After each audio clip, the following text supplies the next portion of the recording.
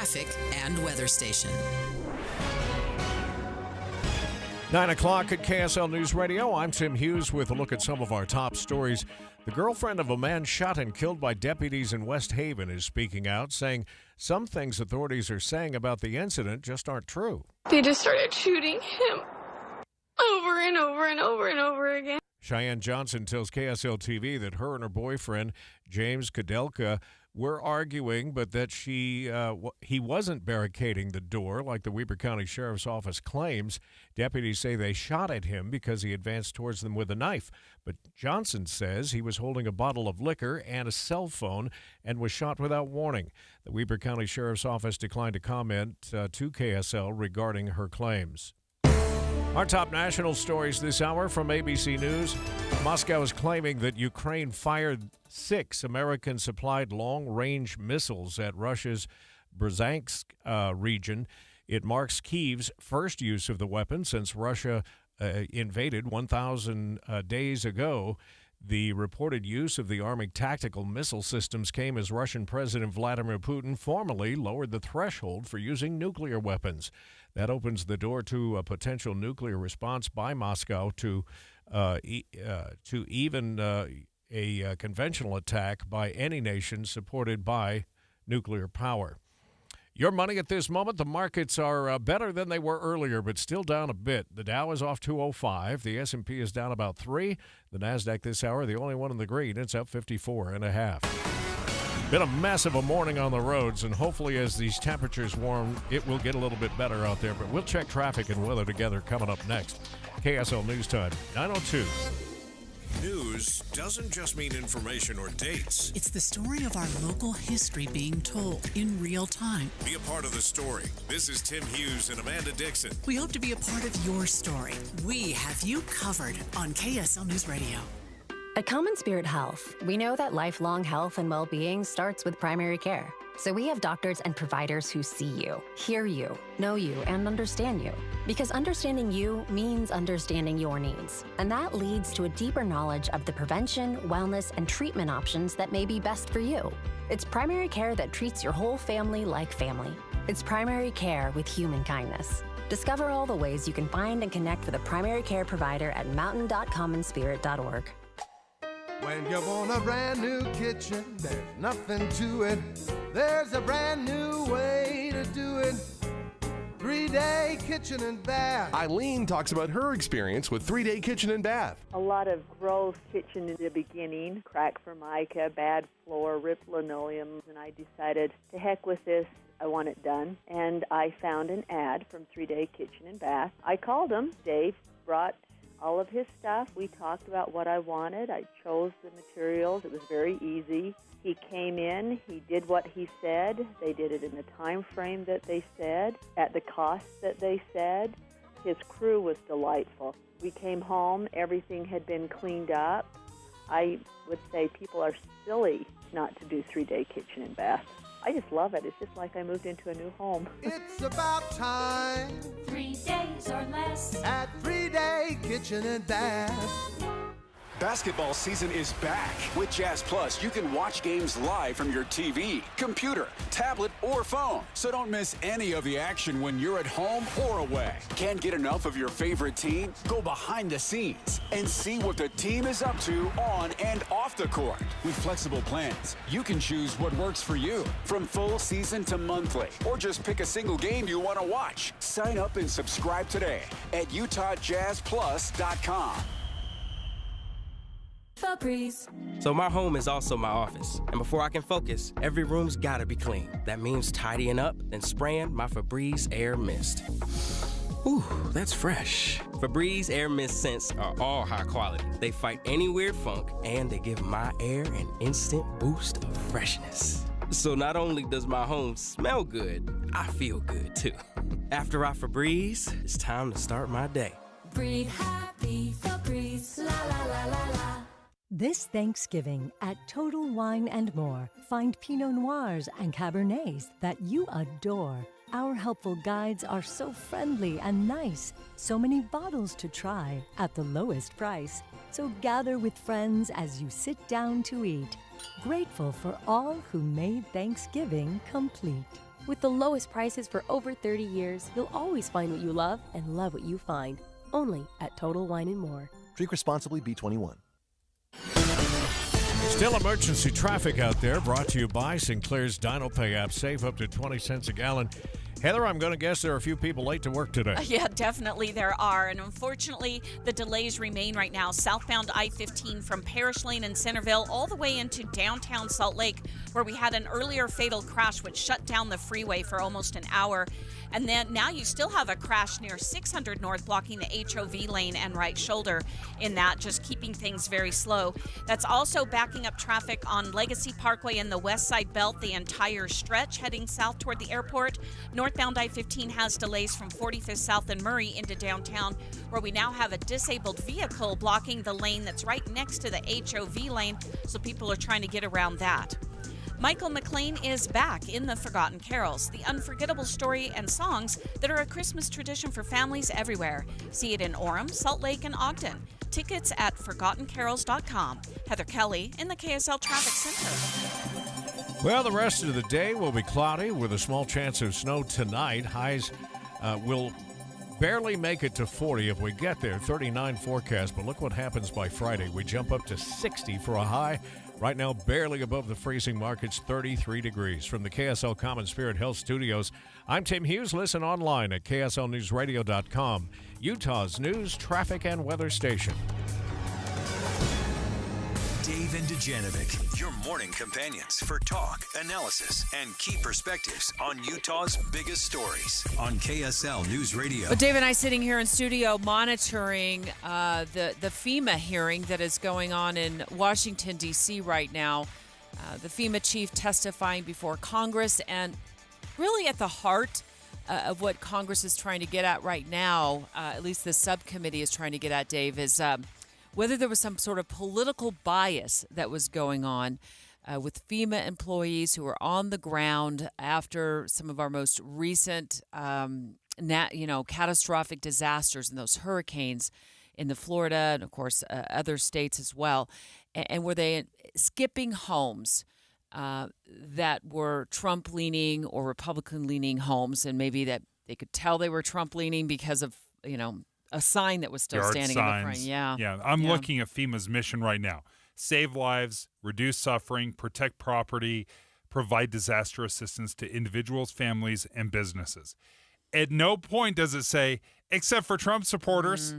It's 9:07. It's time for the launch. Sequence engaged. And here are 3 things that Debbie wants you to know. Countdown. 3. In our 10 o'clock hour, Dave and I wanted to go in depth on Instagram's vanishing mode. We have been putting a significant amount of time this week into keeping our kids safe online. And we actually put Instagram's vanishing mode in those direct messages of ours to the test to see how it works, and also what you need to know, Mom and Dad. And we did this after hearing from Bountiful PD yesterday when we went on in depth on a case that has been ongoing since this weekend. Bountiful PD, saying they're actually looking into that vanishing mode feature to see if it was used by a teenage boy from Arizona to communicate with a 12-year-old girl in Bountiful. A girl became the focus of a search after police say she was abducted from outside her home. The challenging aspect with a lot of the social media platforms these days, as far as investigative work goes, is most of the apps now feature a vanishing mode, especially Snapchat and Instagram, where messages, once they're sent, if that feature is selected, will be deleted. I see absolutely no value whatsoever in vanishing mode for teens. Nothing good can come from vanishing mode. I think it's ready. We're ready for addressing this. We let it go with Snapchat for long enough, but when it comes to teens, it's another thing if you're an adult. But when it comes to teens, no benefit. I see zero benefit to this.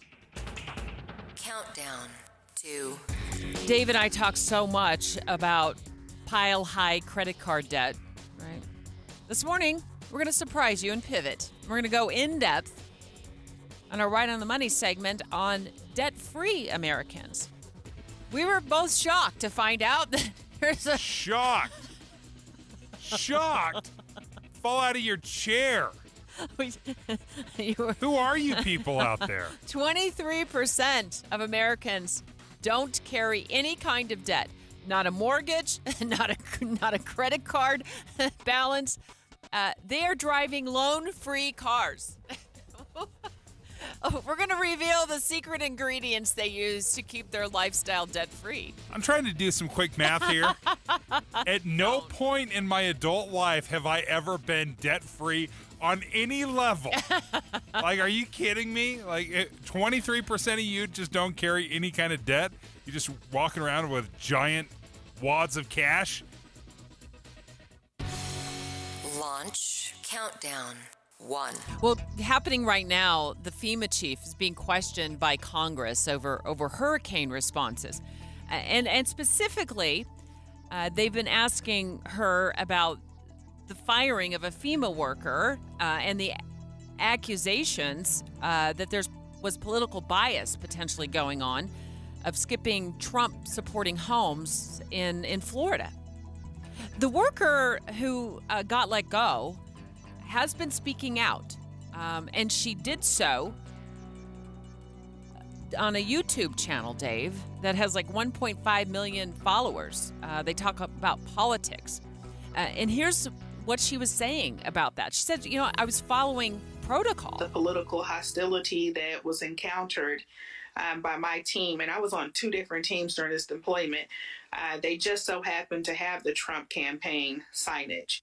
When we first heard about this story, people could not come down hard enough on this individual, saying, oh, she was acting alone. This is nothing that we teach or endorse. It was all her, rogue, stepping out of line.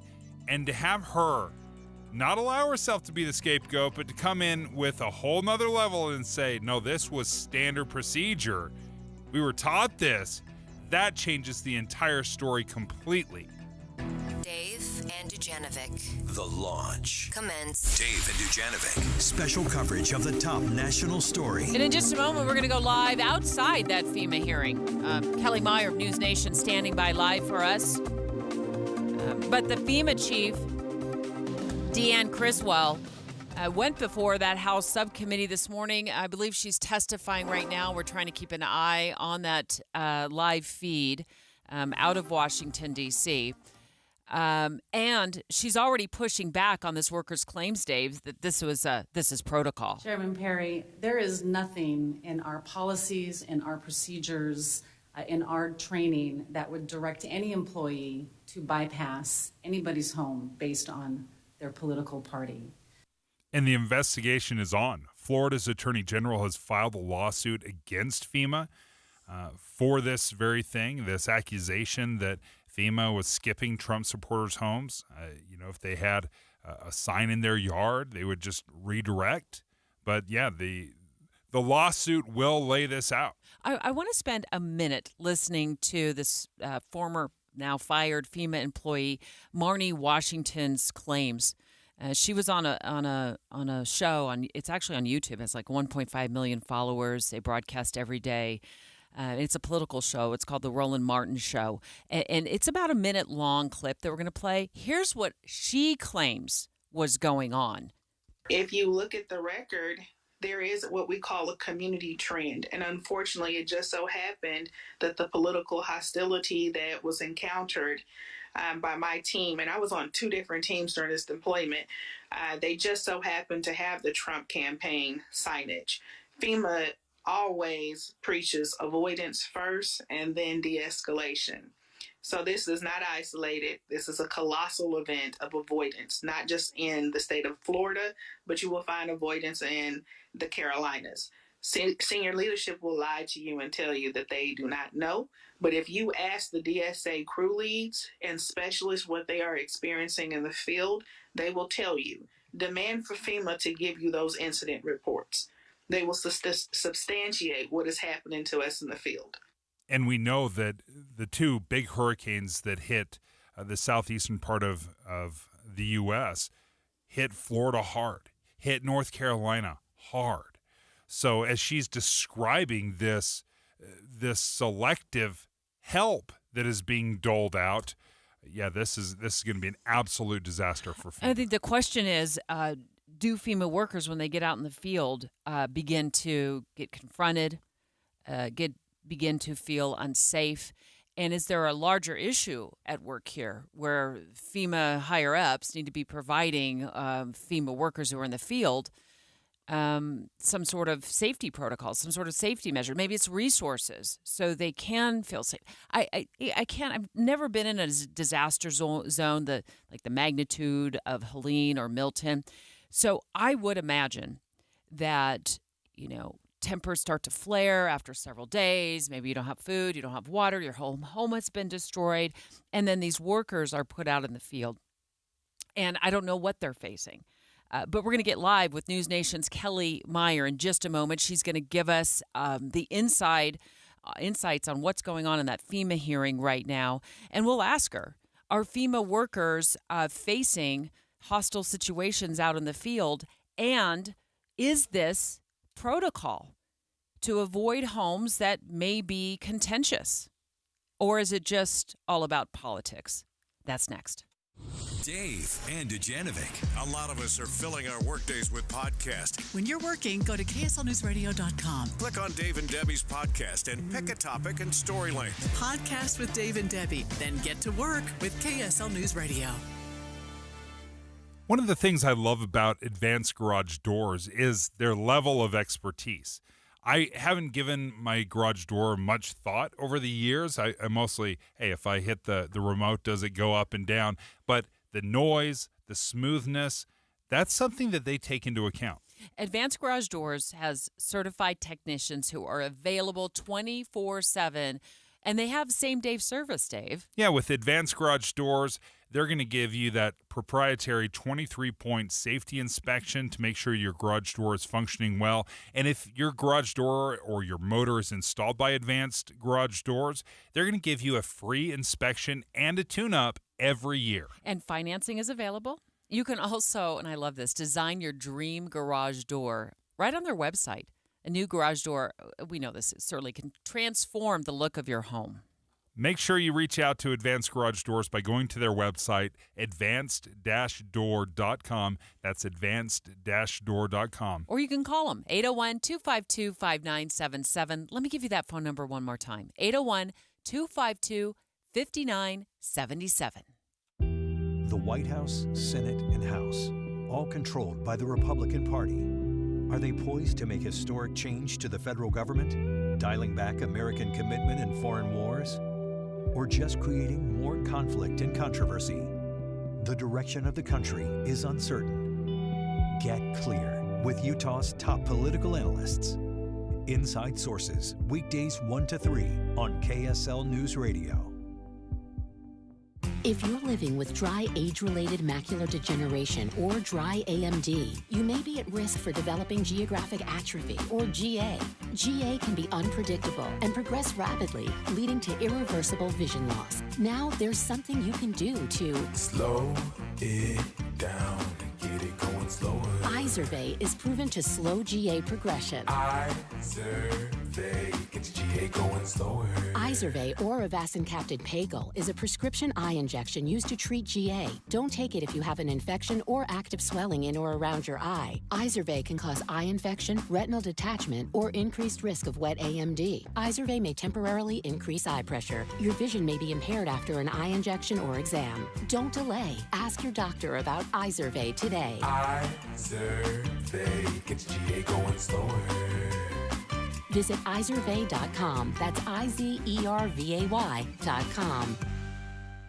You want fast? Soda Weight Loss delivers fast results. I just got a reminder on my phone from a year ago. I had started the program in September. By this time, I had already let go of 30 pounds of fat weight, on my way to letting go of 70. My friend John Smith, how did it go for you? You know what's funny is you'd think that would be like a very rare occurrence for you to lose that much in that amount of time. But I started on August 28th. I am down 32 pounds. Because Soda tailors it to each customer. That's what's so great about it. It stands for state of the art. And here's the kicker. No drugs, shots, pills, or crazy side effects. It's fast, easy, and convenient. You won't be hungry. You don't count calories. And it's designed for a busy lifestyle. Here's the thing. Go check it out for yourself. SOTAweightloss.com. That's SOTAweightloss.com. Request a nutritionist callback and ask them about Soda's biggest savings of the year on the holiday special. Remember, John, Soda, say it with me. State of the art. That was fun.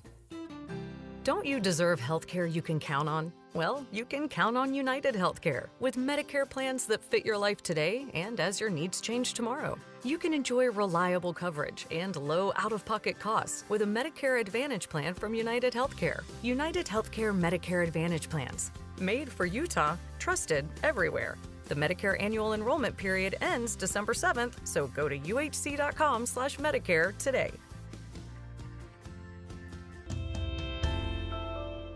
Stay warm and worry-free this winter with Gillette Services. Call 385-GET-HEAT now. A Carrier factory authorized dealer. You wouldn't trust a butcher to babysit your pet pig. You wouldn't trust a lumberjack to repair your antiques. Or a professional wrestler to be your massage therapist. So why would you trust anyone but AMCO to fix your car? For over 50 years, we've been the trusted experts in transmission repair. Check out AMCO's multiple financing options, so you can fix it fast and pay it off slow.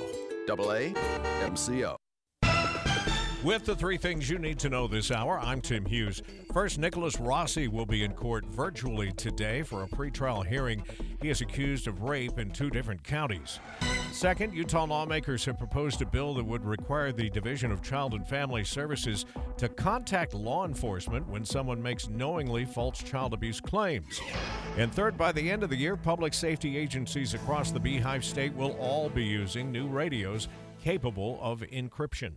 We're going to look for a high today of only 39 degrees, 10 below the normal, and right now in Salt Lake City, it's 33. Now back to David Dujanovic on KSL News Radio. David Dujanovic. Special coverage of the top national story. We're talking about the fired FEMA worker and the FEMA chief right now testifying before Congress. We're going to go live to the hearing in just a moment back in Washington, D.C. But let me remind you what is at the heart of what the FEMA chief is being grilled on by members of Congress this morning at this hearing. And she actually, this fired employee, her name is Marnie Washington. She went on a podcast or a political show that's on YouTube. It's called The Roland Martin Show. And she said, look, this is protocol. The political hostility that was encountered by my team, and I was on 2 different teams during this deployment. They just so happened to have the Trump campaign signage. And the question is, was there political bias at play in any way during disaster relief efforts by FEMA during the last couple of hurricanes, Milton and Helene? That's one of the things Congress is trying to get at the heart of today. When you're looking at FEMA, they're the boots on the ground, right? You've got 20,000 emergency managers that work full-time, 20,000. When you have these major disasters, they call in the reserves and they can swell up to 50,000. So if you start seeing and looking at institutional discrimination, which is what this sounds like, then this is the biggest story out there. Kelly Meyer, News Nation's Washington correspondent, live for us outside that hearing. And Kelly, I want to play for our listeners, if you just stand by for a second, about a 15-second clip from the FEMA chief, Deanne Criswell. She was testifying this morning. Here's what she said, pushing back against those claims that this is protocol. Chairman Perry, there is nothing in our policies, in our procedures, in our training that would direct any employee to bypass anybody's home based on their political party. Kelly, what are you hearing at the hearing today? Yeah, it seems like she is saying that this is really an isolated incident, which is what she's been saying since this news came out, that it's isolated. She condemned it, but she also continues to be pressed by members of this committee, mostly Republican members, but also Democratic members, just making sure that there isn't some political bias going on and that this isn't just or that this is just an isolated one employee incident, but when News Nation spoke with that now fired FEMA employee, she said that she was, quote, being framed, that this direction came from above. And when the administrator here was pressed about that, she said that this was just one individual. And as you played in that part there, that this is nothing to do with their policies. It's nothing in our procedure, nothing in our training that would direct any employee to skip homes, essentially, based on political affiliation or leaning. And this is after those reports surfaced that that FEMA was skipping homes that had Trump signs during the election as Hurricanes Helene and Milton hit, as the election was really in the most heated moment in October, right before the election came around in November. And this is something that lawmakers are concerned about, because at the end of the day, they want to make sure that every American, not just some Americans, are getting disaster relief. And, they have said that storms don't, pick and choose based on political affiliation, that this impacts any community, and that there are some that are being forgotten or pushed aside because of who they support. And it's interesting, too, because even then, Republican presidential nominee Donald Trump, now President-elect Trump, was saying that there were Republican areas that were being skipped over, and he was putting that on True Social. And now that was something that the White House and the administration, the FEMA agency, and Democrats on Capitol Hill said that it was false and that it was actually damaging workers or putting them in harm's way. And this actually turned out, some of it, to be true. This fired FEMA employee talked about that there was this community trend of avoidance and then de-escalation. Did the FEMA chief respond to any of those things that are being taught about avoidance or de-escalation? She seems to say that she would welcome any kind of investigation into this. And then when she was pressed on whether or not she would ask for one, she did say that she would request an IG investigation, Inspector General investigation. But as far as when she's pressed on this, she's saying that there is the ongoing investigation internally. They've questioned other personnel, but they said that they don't have anything beyond this one employee. And she also said that they have a different team that was sent to the homes that were skipped over by, again, she said, quote, one employee that has now been fired.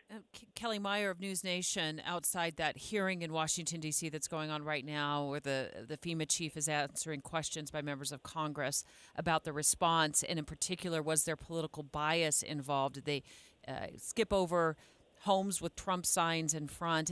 And Kelly, here in Utah, we just don't have the level of interaction because we don't have the type of weather that they have on the Florida and other states with the hurricanes.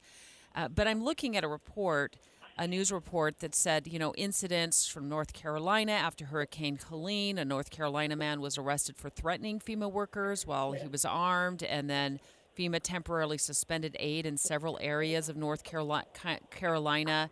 That teams encountered hostility during door-to-door relief efforts in Florida.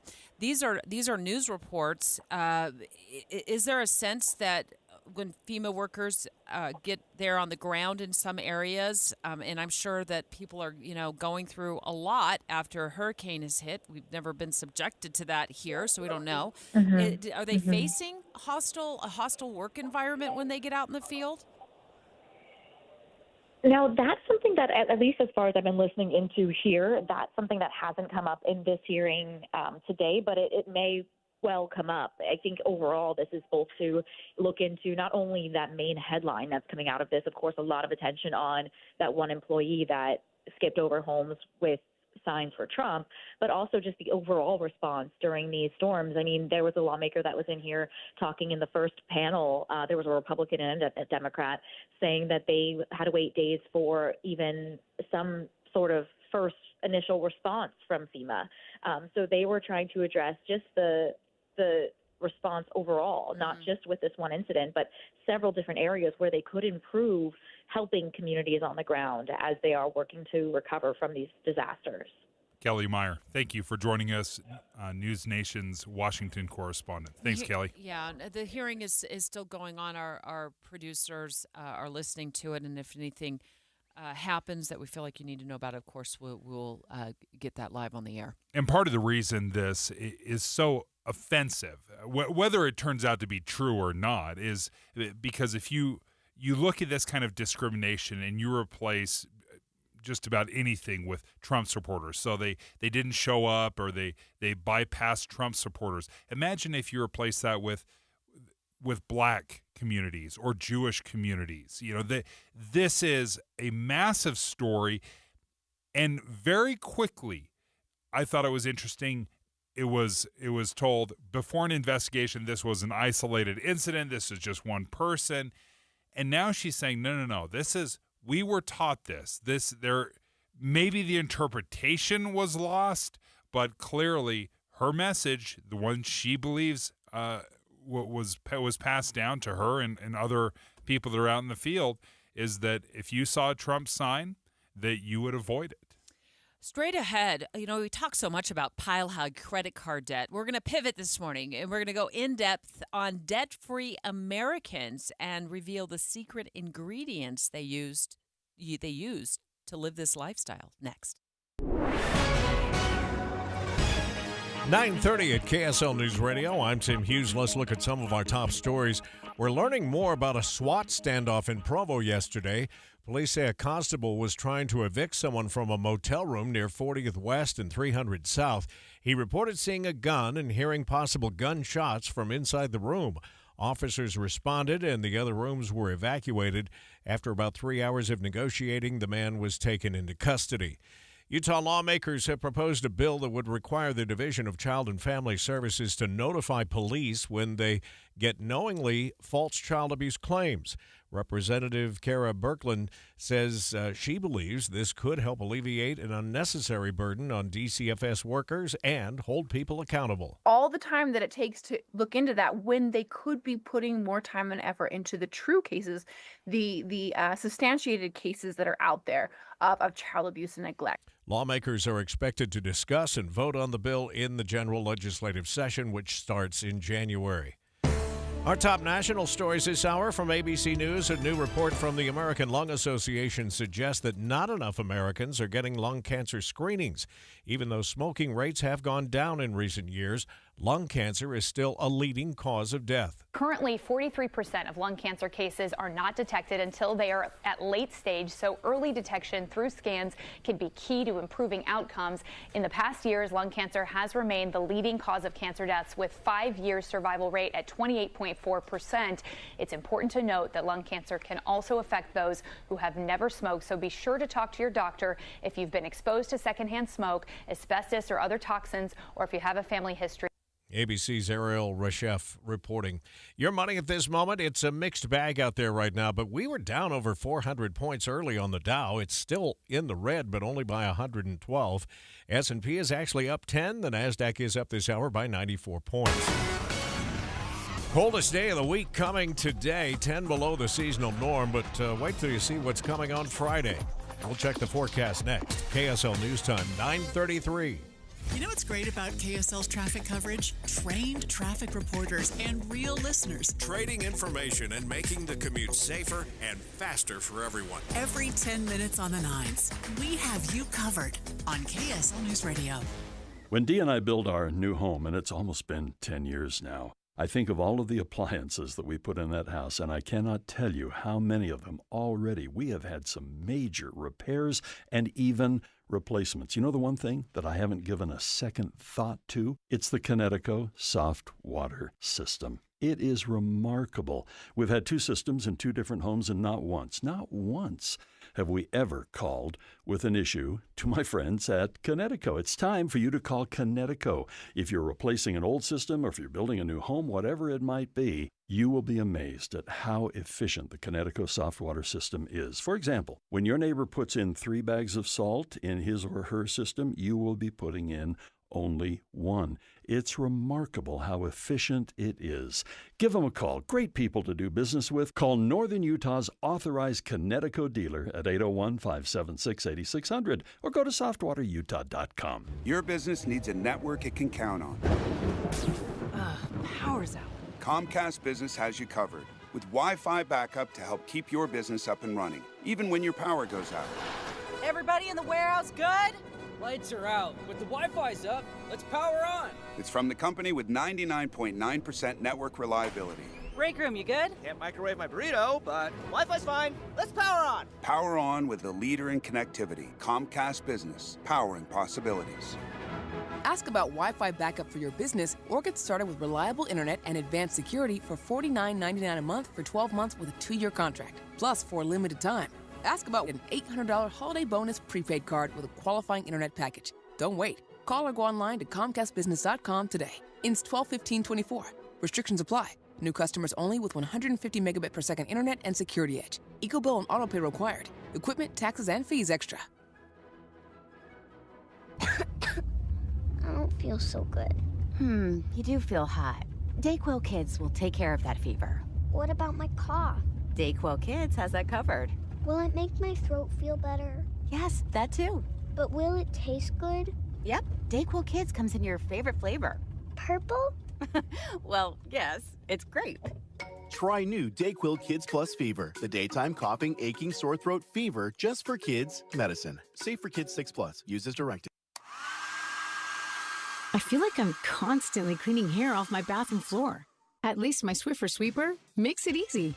Sweeper heavy-duty dry cloths have ultra-thick pads to trap and lock hairs, like a hair magnet. And when I'm finished cleaning up my hair, Sweeper takes care of his too. Now the hair's gone, all thanks to Swiffer. Try Swiffer Sweeper heavy-duty dry cloths. I promise you'll love them or your money back. And also try Swiffer Sweeper Wet to make quick work of tough, sticky messes. Time for a look at traffic and weather together. Brought to you by Sinclair's DinoPay app. Save up to 20 cents a gallon.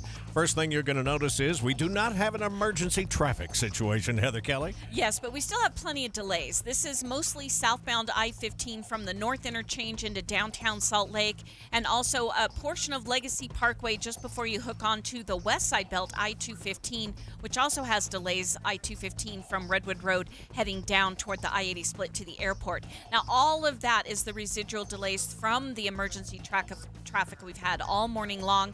The good news is all the accidents have cleared. It'll just take a little bit longer for the last of these delays to clear out. You're also still a bit slow northbound I-15 between the Spaghetti Bowl and the I-80 West turnoff to the airport.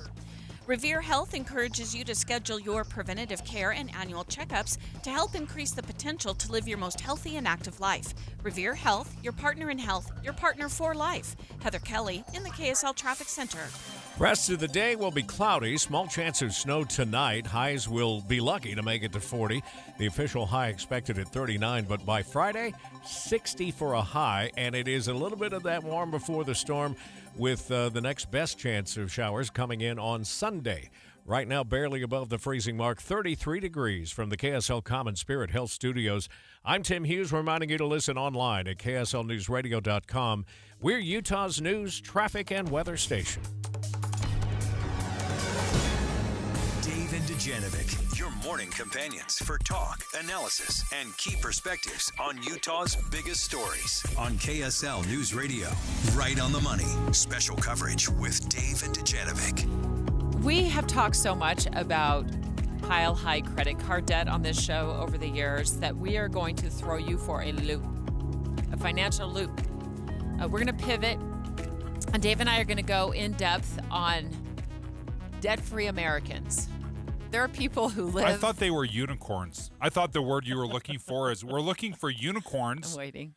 Otherwise known as debt-free Americans. I have been sitting here for the last 7 minutes waiting for your reaction to this. Like when we were at the break, I'm like, how is Dave going to feel when I say 23% of Americans do not carry any kind of debt?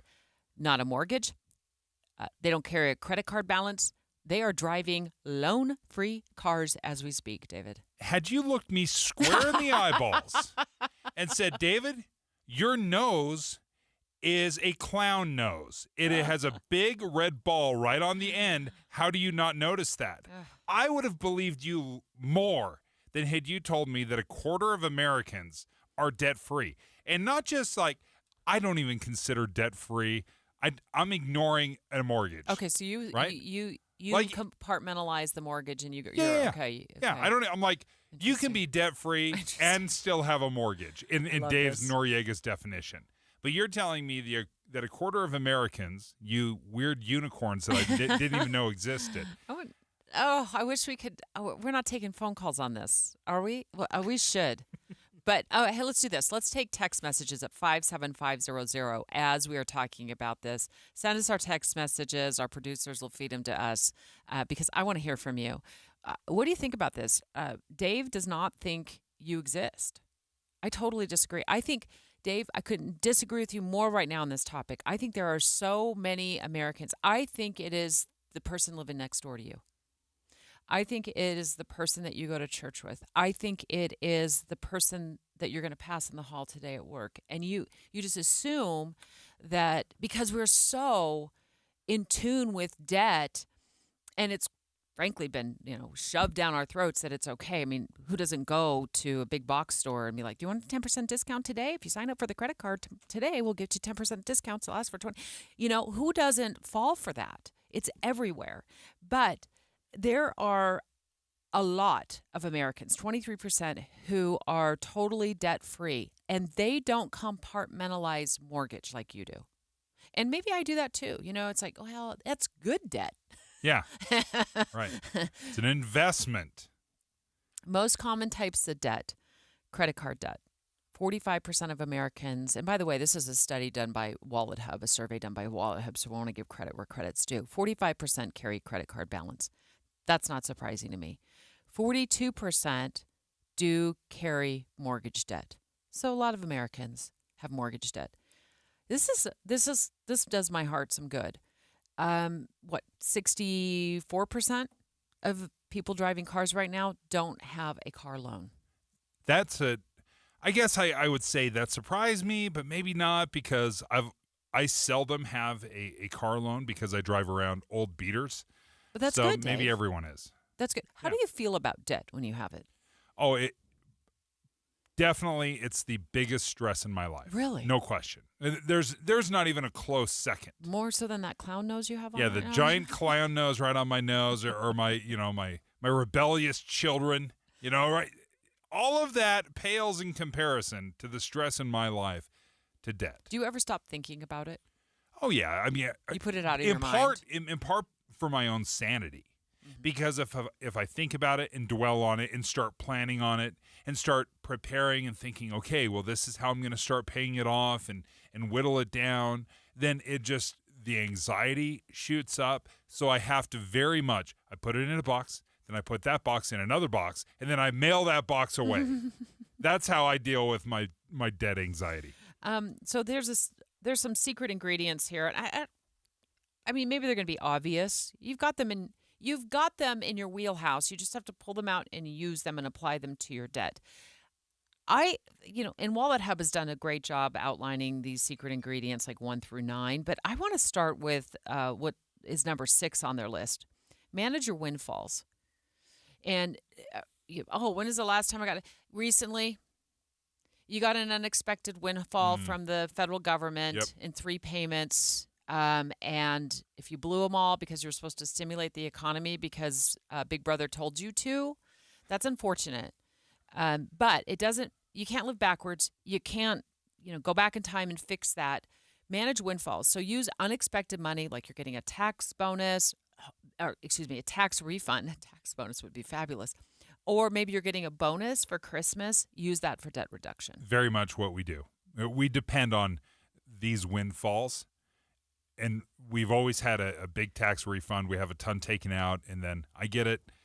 There's some dumb reasons to do that. You're giving the government an interest-free loan. I get all of that, but I love a windfall because then I feel like I'm doing something. If I can put several $1,000s toward a credit card or toward a car purchase or finishing off a loan like that, that makes me feel way better than adding an extra $100 per month to a bill.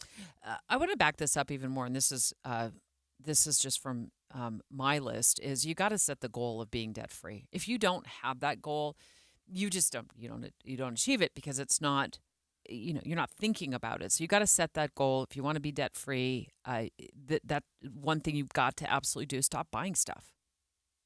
You can't walk in a store on a whim and put something down on a credit card or be coaxed by the cashier to open up another line of credit or the store credit card to get the 10% discount today. You just got to say no to yourself. And it's really hard to say no to yourself. But what I found works is even if I'm online shopping, put in my cart and walk away and think about it. Mm-hmm. Do you know how often I remember what's in the cart in the app? Like I just kind of window shop. Yeah. I put it in the cart and I walk away. Create a budget. How often do you track your expenses, Dave? Do you track them every month? Oh, yeah. Yeah, I look at it often. We have a good idea of what the budget is. What always stings us, what has always gotten us, is the unexpected. It's that emergency fund kind of stuff that just pops up. Oh, hey, 4 new tires. There's $1,000. Yeah, you got to have that. And then finally, what they do to stay debt free is they come up with a strategy. And their strategy is they pay off their credit cards every single month. They don't run out and buy a new car. Mm-hmm. They ride in the one that they have and they run it into the ground until the wheels practically fall off. And if they find themselves in any sort of debt, they pick a method to pay it off. I personally like that snowball method where you pay the smallest balance first. You pay that off, you get rid of it, and then you apply that payment to the next credit card or whatever loan you have. And then you snowball and you get rid of it, because I think that is motivational for me. But there's other methods. So that's the secret ingredients. And obviously, I think we all have these in our wheelhouse. Like, just reach in, sprinkle your debt with the secret ingredients, and then you too could become one of the 23% of Americans who walk around without a stitch of debt. Dave and Dujanovic. You know KSL is the only news radio for your car, right? The only news radio for your smart speaker. Come here in the morning. It's the latest news and traffic. In the afternoon, news and updated weather. We have you covered at KSL News Radio. Master Electrical Service has now morphed into Mountain Home Services. And the great thing about Mountain Home Services, and I've worked with both Master Electrical and Mountain Home Services. Mountain Home Services installed my furnace years ago. They'd come in, they'd do the service on it every couple of years, and it just hummed along beautifully and worked great. You need an EV charger? They're your go-to. You need a new generator for the new year? They're your go-to. You need your HVAC worked on, your heating and air, your plumbing? They're your go-to. And it all comes with the upfront pricing guarantee. So many of us have had people come out, give us a bid, and then maybe it takes a little bit longer, or the project was more difficult than expected, and then the invoice is not what the bid was. With Mountain Home Services, they have an upfront pricing guarantee, no hidden fees. What you get bid is what you're going to pay. And it's 100% satisfaction guarantee. They're the company we trust, and so can you. Yeah, check them out, mountainhomeutah.com. That's mountainhomeutah.com. Or you can call them, 801-543-2222. Again, 801-543-2222. KSL Broadcast Group contests are open to participants 13 years of age and older that are residents of Utah, Idaho, Wyoming, and Nevada, unless otherwise specified. Employees or agents of the station, Bonneville International Corporation, or other area radio stations, or any entity associated with the contest may not enter. Persons who have won in the last 90 days from a station contest or event are not eligible. Full general contest rules are available at kslnewsradio.com. When it comes to your electrical system, do you know the warning signs to look for? What's up, everybody? I'm Mike Wilson with Any Hour Services, and it's okay if you don't know, but here are a few things that you might not even realize could be a sign of a bigger problem. Wall plates that are hot to the touch, discoloration around switches or outlets, if you hear crackling or popping or buzzing around switches or outlets, a breaker that trips a lot, switches that feel loose when you operate them, if your lights dim or flicker when a major appliance comes on, if your plugs fall out of the wall easily. You know, you're not supposed to have to bend the prongs out on a plug just to get it to stay in the wall. If you notice any of these things, you should consider having a licensed electrician check your system out. If you don't know anyone, Any Hour Services has put together a radio-only special for any homeowners listening. One of our licensed electricians will perform a comprehensive electrical inspection and give you a full written report for only $29. But you have to mention this ad when you call. To schedule your comprehensive electrical inspection by a licensed electrician for only $29, call Any Hour Services at 801-443-7300. That's 801-443-7300. Any Hour Services. Common Spirit Health. Hospitals, clinics, and caregivers all connected to advance healthcare in Colorado, Kansas, and Utah. Healthcare with human kindness is here. Hello, human kindness. Hey, this is Dan, the laptop man from PC Laptops. Imagine struggling with a slow, outdated computer that takes forever to load anything, that randomly freezes up and is filled with viruses and malware. Now picture yourself with a powerful desktop or laptop that runs smoothly and efficiently, making your work and entertainment seamless. Take one home today. The new 2025 S1 desktop or SM3 laptop for only $999. You heard that right, $999. You get a blazing fast processor, 16 gigs of RAM, and over a terabyte of blazing storage for $999. What else you get? Lifetime service warranty, and we have 12 months special financing on approved credit. Hurry in right now because supplies are limited, because at PC Laptops, we love you. Just check us out at PCLaptops.com. $999, PCLaptops.com. The Good Feet Store. The life you love starts here. So you're the person that has been assigned the responsibility to make the upcoming holiday season extra special for your company, for the employees, and for those amazing clients of yours, especially maybe the ones that need a little extra tender loving care. This is why so many people in your position, they turn to the Western Nut Company. You're going to find nuts of every kind and special gift baskets that are spectacular. And it goes above and beyond the special goodies to eat. They have amazing decorations there as well. It's time to call the Western Nut Company or drop by their flagship store at 434 South on 3rd West or go online at westernnut.com. And don't forget that Thanksgiving, too, is just around the corner. And if you're looking for the perfect hostess gift, you've been invited to dinner, well, take a little gift from the Western Nut Company. Go to westernnut.com, drop by 434 South on 3rd West, or give them a call, the Western Nut Company. With the 3 things you need to know this hour, I'm Tim Hughes. First, Moscow says that Ukraine fired 6 American-supplied longer-range missiles at Russia's Bryansk region. The Kremlin's announcement Tuesday would mark Kyiv's first use of the weapons inside Russia in 1,000 days of war. Second, many Utah families are desperate for more resources to help their adult disabled children who have aged out of resources, and they're hoping the legislature will help by increasing funding. Third, House Speaker Mike Johnson is feeling the heat over FEMA funding. The speaker tells reporters that he's evaluating the White House's multi-billion-dollar disaster relief funding request. We're going to look for a high today of only 39 degrees, and right now barely above the freezing mark. It's 33 in Salt Lake City. Let's get you back to David Dujanovic on KSL News Radio. Dave and Dujanovic. We've been going in depth this week on growing pains in cities across Utah, and a lot of cities probably raising their hands like, yeah, we have the same problem.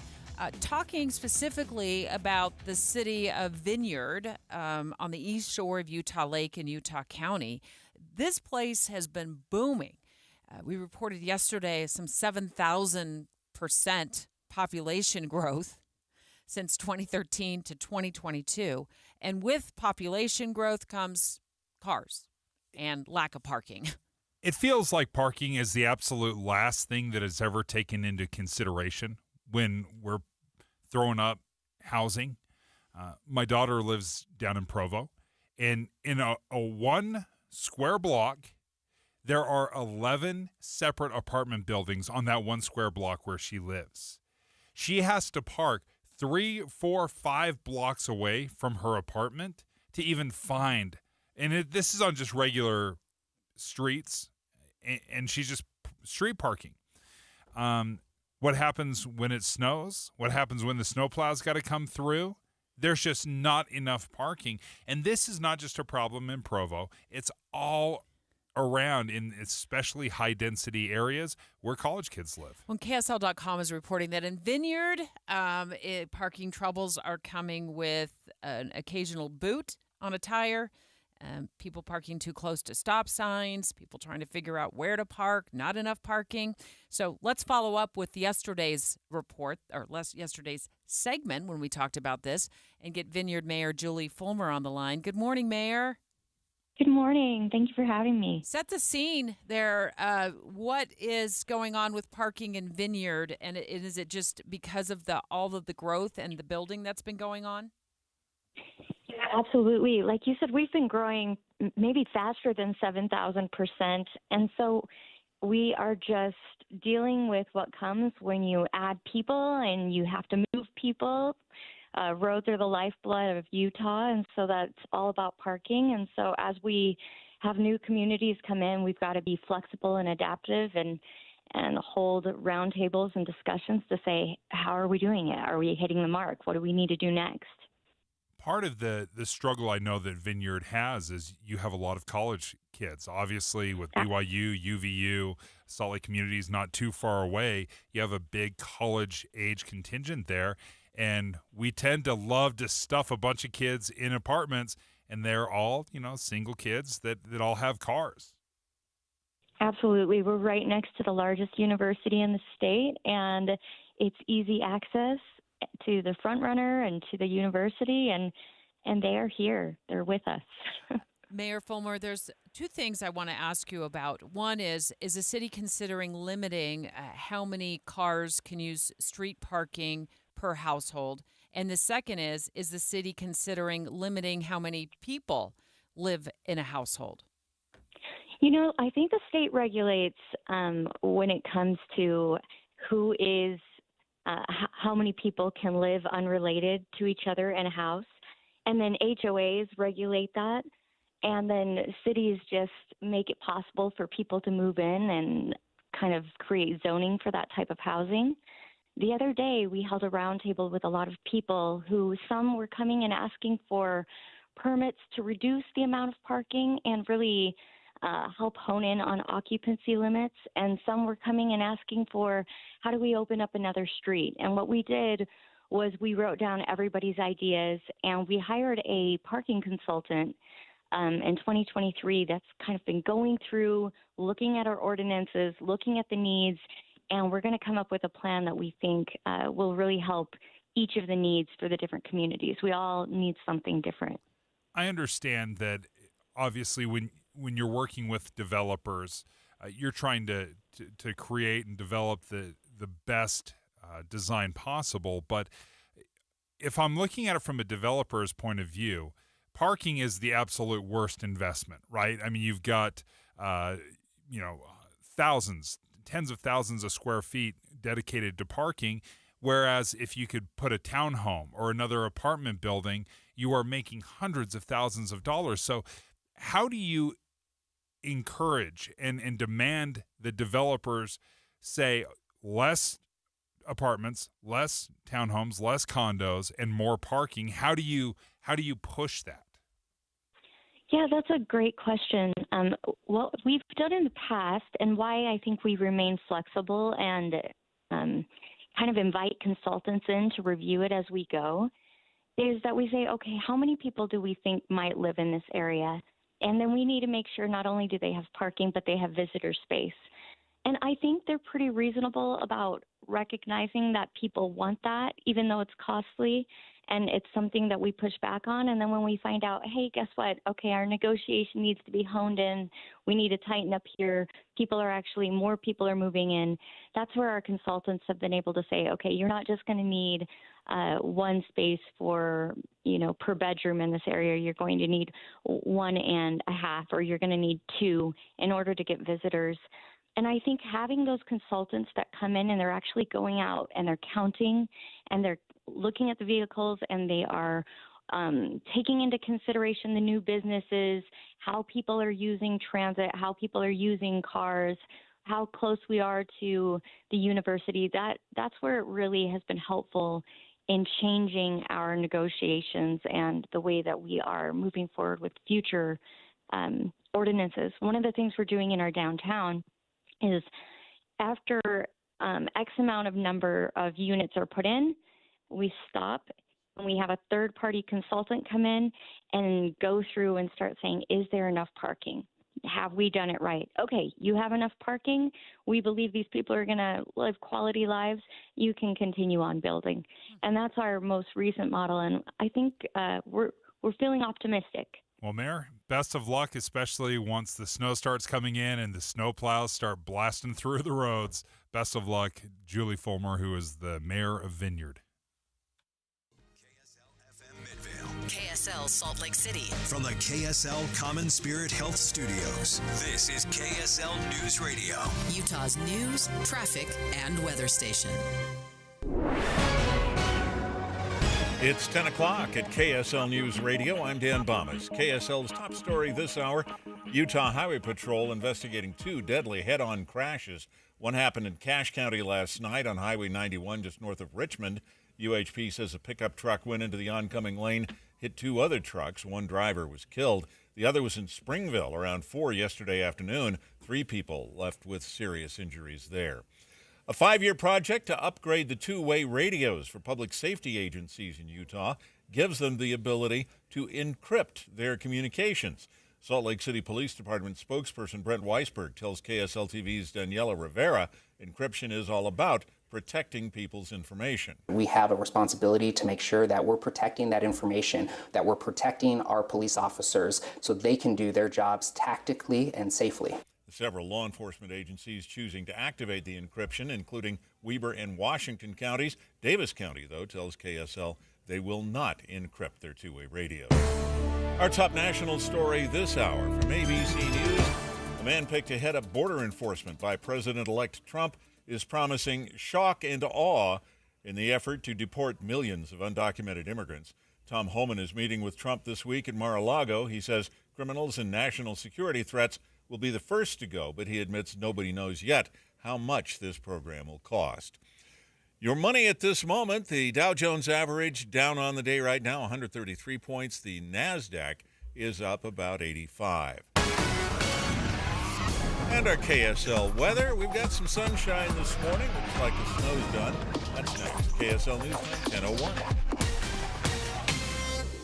We hope you have the right app on your phone for news. You probably have dozens. But the KSL News Radio app, well, it makes our live stream super easy. Plus, our talk shows are right there as podcast for your workday. That's the app for KSL News Radio.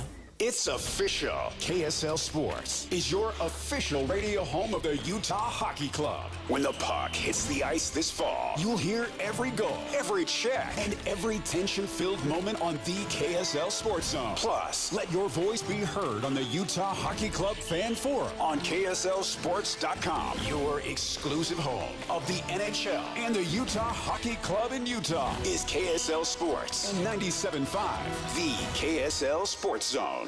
Hey, what are you doing up on the step stool? About to clean these light fixtures. The whole family's coming over, and if there's even a speck of dust in the house, my abuela will find it. Here, I got a Swiffer duster to help with that. A Swiffer what? A Swiffer duster. It has this cool extendable handle that reaches 6 feet to get high and low, with fluffy dusters that easily trap and lock dust. So, no more step stool? No more step stool. Easily trap and lock dust from hard-to-reach places with the Swiffer duster. Love it or your money back. Everywhere you look, things are getting more expensive. So at Consumer Cellular, we're lowering the price for those 50 and up. Now you can get unlimited talk, text, and data for $30 a line when you buy 2. That's just $60 a month for 2 unlimited lines. So if you're 50 and up, make the switch and save. Come on, you've earned this. Call 1-888-FREEDOM. Or visit consumercellular.com today. Requires 2 lines of service, age validation, and credit approval, subject to system and area limits, taxes, and other fees apply. If you're trying to decide which gutter protection to put on your home, don't just ask how they'll handle leaves. Ask how they'll handle ice. Tim Jr. here from RGS Exteriors, and that's right, ice. See, plenty of gutter guards are good at keeping out leaves, but most are made with flimsy materials that can bend, buckle, and break under the weight of too much ice. Kind of a big problem in an icy state like Utah, right? At RGS Exteriors, our exclusive gutter protection systems are built Utah tough. They're made with premium strength materials that hold up to 1,200 pounds of ice per square foot. Simply put, they're not going to budge. Our gutter guards are also certified to handle hurricane-level winds and rain. Mother Nature can't damage them. Guaranteed. Utah Tough Products. That's the RGS way. For a free estimate, call 801-280-3110 or visit rgsexteriors.com. That's rgsexteriors.com or 801-280-3110. Traffic and weather together brought to you by Sinclair's DinoPay app. Save up to 20 cents per gallon. And here's Heather Kelly. For the first time all morning long, we are delay-free and we're accident-free along the Wasatch Front. No delays right now, I-15, the East or West Side Belt routes, or I-80 coming out of Tooele County. Now, if you are taking I-80 heading east over toward the Wyoming border, there is a minor crash near the Wanship exit. That appears to be over on a shoulder, so it's not really causing delays, but we still have some snowflakes in that area, so it could create some icy road conditions. The Christkindl Market, December 4th through 7th, is This Is the Place Heritage Park, has more booths, food, entertainment, and nearby parking and shuttle. Details and map, visit thisistheplace.org. Heather Kelly in the KSL Traffic Center. The morning snow should be gone by the afternoon. High today 39, then partly cloudy through Friday with highs getting up to around 60. And right now 36 degrees, partly cloudy. I'm Dan Bomas from the KSL Common Spirit Health Studios. Listen online at kslnewsradio.com. We're Utah's news, traffic, and weather station. Dave and Dujanovic, your morning companions for talk, analysis, and key perspectives on Utah's biggest stories on KSL News Radio. Okay, parents, listen up. Dave and I are working to keep you informed so you can keep your kids safe online. And let me start by laying the groundwork of why we're talking about Instagram's vanish mode right now, which is a feature that I literally just discovered yesterday. And it's in the direct messages app of the, section, icon of your Instagram feed. And we're talking about this after we heard from Bountiful Police Lieutenant Andrew Smith yesterday as we were reporting the developing story of their investigation of allegations that a teen boy had come in from Arizona, had been communicating with a 12-year-old girl who lives in Bountiful, and that 12-year-old girl over the weekend became the focus of a police search after cops say she was abducted very early Sunday morning from outside her home. We'll go ahead and walk backward and let you listen to what Lieutenant Smith told us about the vanishing mode component of their investigation. Had you heard of vanishing mode? Let's just start there, Dave, until we talk to Lieutenant Smith about it. No, this was brand new to me, but I'm not a huge Instagram user. I knew, obviously, Snapchat has the vanishing messages. That's really where Snapchat gained notoriety, was these vanishing messages. I didn't realize that Instagram had it. They've had it for years. How long? 2020. It's been around since the pandemic. And you and I put it to the test this morning to see how it works, see how quickly the messages disappear. And the reason we're talking about this is because we felt like parents needed to know. So Bountiful PD Lieutenant Andrew Smith was commenting on the case, on their investigation that went on over the weekend. Now, the girl was found safe, but she was gone for, they say, some 9 hours. The victim, according to police, and the alleged suspect may have connected on Instagram. That is a component of their ongoing investigation. And then he brought up this vanishing message feature on Instagram, and that the Bountiful Police Department is going to have to actually go in and subpoena the records from Instagram to see if they can get a hold of what messages were exchanged between the 12-year-old and this older teenage boy. Which was also a revelation to me, that vanishing messages are not necessarily vanishing, right? They still exist, even though that you don't see them on your profile, and the person you're chatting with, they don't see it on their profile. They still exist somewhere. And I wonder how many people realize that even though you're sending them, somewhere they can still be obtained. Yeah, so they connected through Instagram. We're still combing through the cell phones on that. The challenging aspect with a lot of the social media platforms these days, as far as investigative work goes, is most of the apps now feature a vanishing mode, especially Snapchat and Instagram, where messages, once they're sent, if that feature is selected, will be deleted. So we have to get subpoenas to get the historical records from Instagram to be able to find out exactly what messages were shared, if images were shared, et cetera. And if images were shared, obviously that adds additional criminal charges because she is considered a child underneath Utah state law. And this vanish mode is very, very clear on Instagram. In fact, you go into direct messages, and it's a swipe up. It's very simple. You can swipe up and enter vanish mode, swipe up, get out of vanish mode. But at least in my settings, regular direct messages, it's a white background. As soon as I swipe up and I enter vanish mode, all these emojis with the shush, hush emoji come raining down, and then it all turns black. And then at the very top it says, you turned on vanish mode. Okay, before the show, you and I took several minutes, and it didn't take us that long, but you and I sat down, and we had our iPhones out, and you said, okay, I'm going to send you an Instagram message. So you sent me a direct message. Yeah. And it said something like, and it's gone now because we had it in vanish mode, testing vanishing mode. And that's the message that you sent me. Now, before you sent me that message, we had simply pushed on the bottom, and I'm trying to articulate this so our listeners can follow us here, Dave, pushed on the bottom of our direct message toward the bottom of our iPhone. Once we were in the message, right, in our particular message, the Dave and Debbie chat, I pushed down and then I pushed up. And it says there, like, you're entering vanishing mode. And then you sent me this testing vanishing mode message, and then just take it from there. Tell our listeners what happened. So it stayed there as long as I was in that specific chat. With me. So when you and I were chatting, it was there. As soon as we hit the back button, so to speak, and went back to, our regular DM list, then it disappears. The chat was just gone after that. But it still showed that you and I had communicated, but the chat itself had left. So it did take your name and put it at the top saying this is the most recent person you've chatted with. But as soon as you go in again, the message itself, the pictures, the texting, that had completely vanished. So I thought, okay, well, at least I know now if I'm looking at my kids' Instagram, who they most recently have chatted with, even if I can't look at their chat, if they've been in vanishing mode.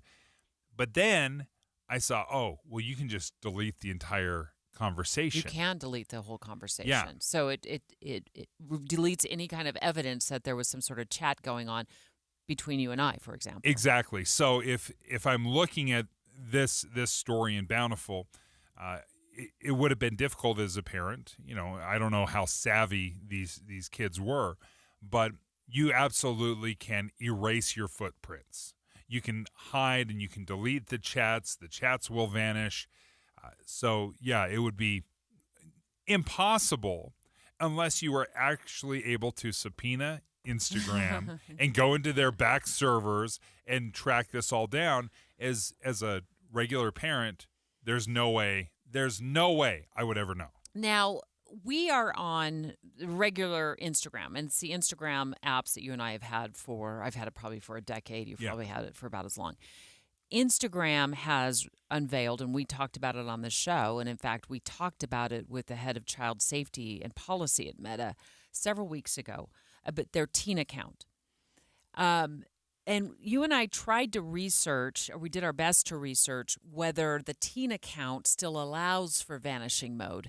And remind me what you found out this morning when you were researching this, because we were concerned that, maybe if my child has the teen account, the vanishing mode wouldn't be an option there. But I think you discovered what I discovered this morning, and it looks like it still is an option. Yeah, it's still available to teens that I've seen, and Instagram or Meta have started to take steps to protect kids. So what they'll do is they'll look at your age of your account, and they'll start putting restrictions in. But so far, what I can see is vanishing mode is still available on Instagram. And I think that should be a wake-up call for parents to make sure what your child's particular account looks like, and if they can use vanishing mode, and then maybe you need to sit down certainly and talk to them about it.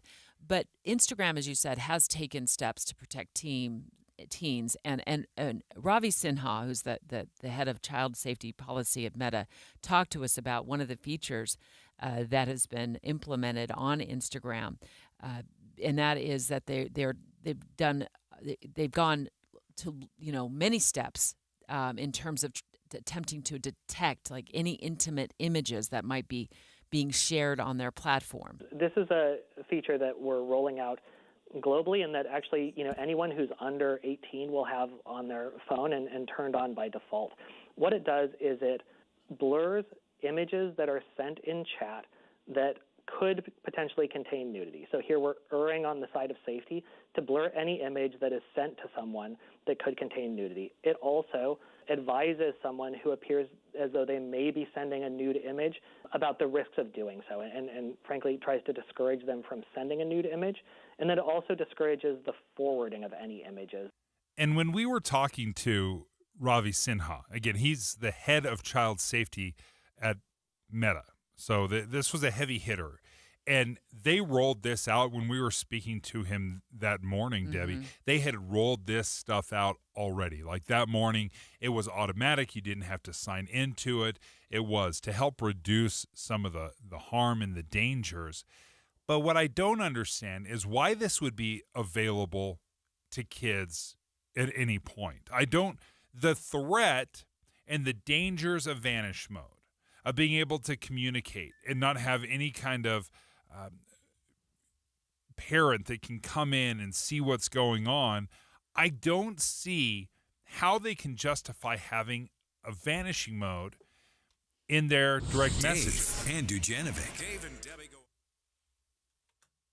And when I think about it, Deb, they're trying to do something. And I feel in part that Utah legislature has forced this conversation. Utah really has been at the forefront of pushing the social media companies to take their protections and child protections more seriously. Well, I think we've certainly informed parents. You didn't know that vanishing mode existed. It exists. That's how it works. And I just encourage you to get into Instagram and check out the messaging feature, because vanishing, it's not hard to find. It's not hard to figure out. And it works. And once Dave sent me that message and we were in vanishing mode together, and then I got out of that message, the whole conversation disappeared.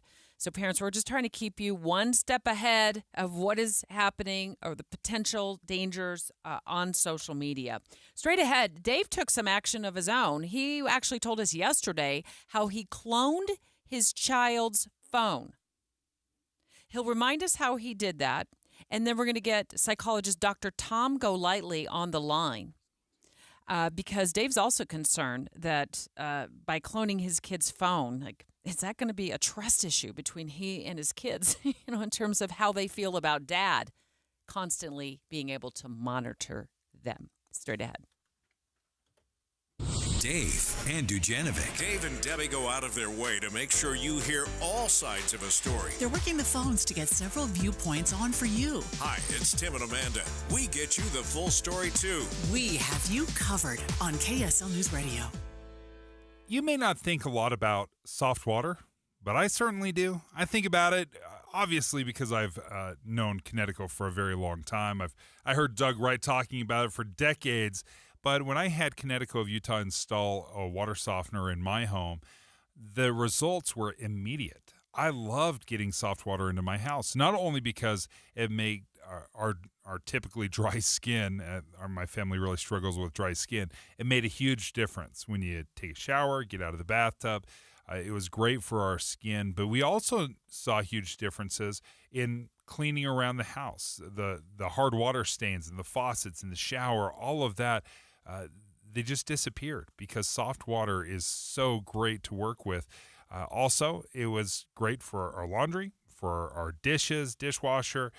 Soft water has been fantastic for our family, and I cannot speak more highly of it and the need for it. We looked at it as long-term health of our house. because we don't always see where all the soft water or the hard water runs, behind the walls. So if you're interested, learn more from Connecticut. You can go to their website. Connecticut of Utah has a website, softwaterutah.com, that allows you to learn all about soft water and the need. Connecticut is an authorized Connecticut dealer, obviously, or you can give them a call, 801-576-8600, 801-576-8600. BYU season comes down to sudden death. Now it's a one-game season. Beat Arizona State for a path to the championship game. Moa running hard, 15 and 12-yard line for Sione Moa. This Saturday, it's do or die. BYU, Arizona State. KSL special extended pregame starts Saturday at 11, and kickoff is at 1:30 on Utah's legacy home of the Cougars, KSL News Radio. The impact of a meal goes well beyond feeding our bodies, because when people don't have to worry about where their next meal is coming from, they can truly thrive, like Marta. And now we'll hear from our class valedictorian, who with our hard work never ceases to amaze us. Please welcome Marta Moreno.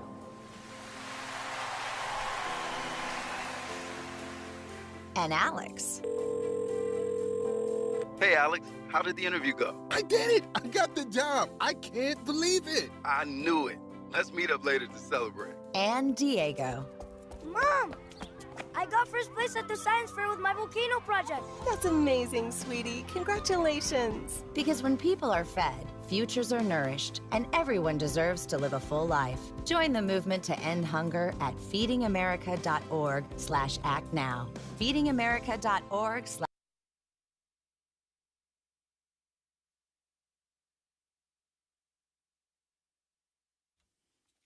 We've been talking about online security, your kids and their safety. We just got done talking about Instagram and its vanishing mode feature. And I encourage you, if you didn't hear that segment, you need to go absolutely back after the show. We podcast all of our segments.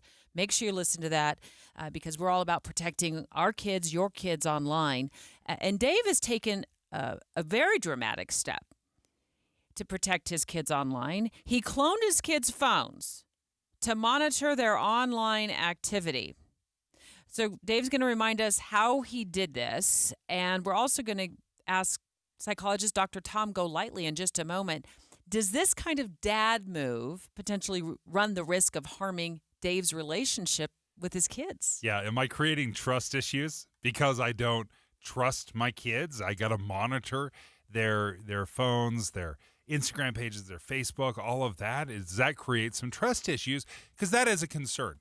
Now, that being said, I still 100% clone my kid's phone. And remind us how you did that. Okay, so if you want to do it, Google it, right? So I'll roughly describe it. So my wife and I kind of stumbled into it and didn't realize we could do this, except by accident. So this is essentially what happened. My kids had an iPhone 10. We were upgrading to an iPhone 12 for them. So when we set up their iPhone 12, we transferred all the data, and their phone started working just fine. And we moved the SIM card over. They had their phone working. iPhone 12 works great. Well, the iPhone 10 still was connected to Wi-Fi, so it was still updating every time they got a text message, every time they got an Instagram DM, anytime they downloaded an app, it would mirror their old phone. So when we saw that, we're like, oh, this is even better than just spot checking our kid's phone. We can just see it popping up. Once we realized what was happening, we went to our kids and said, hey, guys, just so you know, we've totally cloned your phone. We're keeping it, and we're going to check it kind of whenever we want to. Just, are you cool with that? Because that's I guess, the negotiation. You can have your own phone. We're not going to be spot checking it. We're, like, hey, give me your phone. But we do have access if we ever want to check it. And every one of my kids are like, cool, that's fine. And they gave the old thumbs up. But, yeah, we 100% cloned their phones. But you've done it with some guardrails. And one of the guardrails you put in place is you told your kids, which I respect. Dr. Tom Golightly on the line with us right now. He's a psychologist. Is Dave running the risk of ruining a relationship or harming his trust relationship with his kids by watching their move through a cloned phone? Well, first of all, as a parent, I think we're always at risk of losing trust of our children, especially our teenage children. They've got their guard up pretty heavily already. But how he explained this going down, and Dave, you did a really good job there, is you went with them, and you even used the word negotiation. And I think that's very, very important, especially as you start out in the process.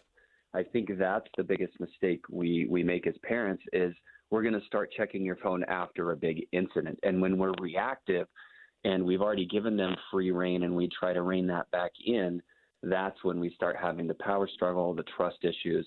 But if we're upfront and we negotiate initially, then I think we're on a little bit make adjustments loosening, but it's really, really hard to make adjustments tightening the restrictions.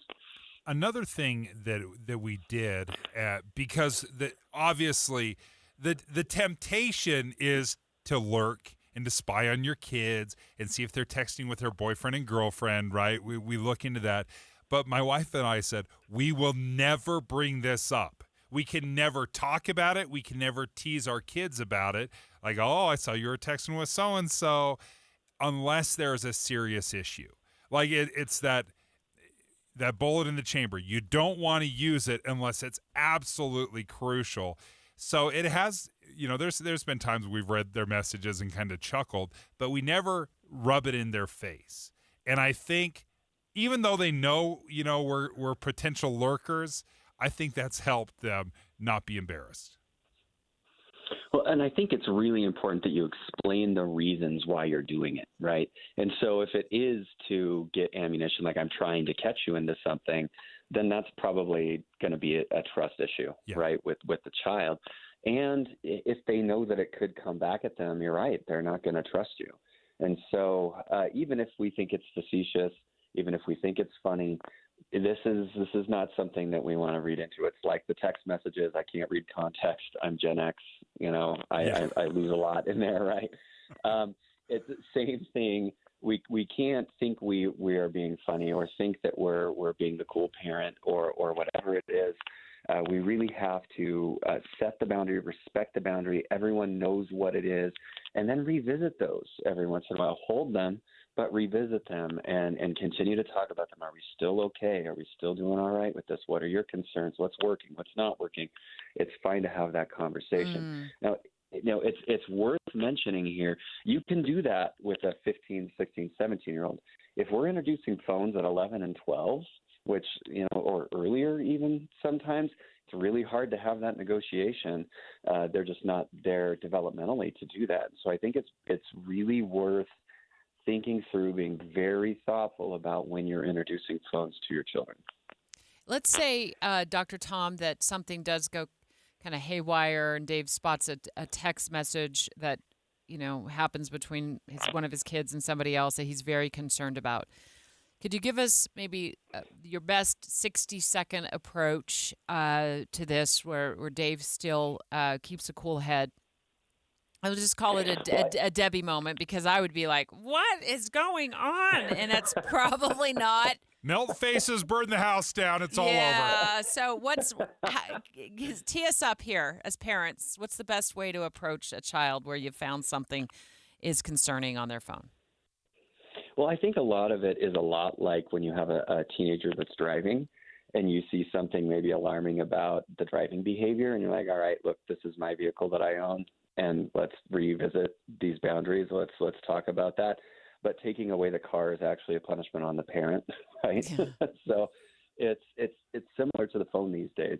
The way their life is organized, the way teachers work, the way their friend groups work, it could be worse if you try to just remove the phone all the way. But it is worth revisiting and reminding the boundaries that there are consequences, and it's okay that we levy those consequences. and then kind of remind them of the boundaries. I think that's a really, really important component. But a lot like you would with the car, where it's you know what, yes, you have a license, but you don't own this car, and you're going to run errands for us, and you're going to do things. If you set boundaries around the vehicle, we can set the same boundaries around phone, the supercomputer that's more powerful than NASA used to get to the moon that's in their pocket. I think it's okay that we try to rein that in a little bit with some boundaries, and that everyone knows what those clear boundaries and consequences will be. Dr. Tom Golightly, thank you for joining us, a psychologist that we tap into with his expertise. He's down at BYU. Thanks, Dr. Tom. Straight ahead, we got an email here last month at Broadcast House, and I saw it, and it read something like this. I teach literacy at a K-6 school in Vineyard, Utah, and it is a no homework school. Yay, said the kids.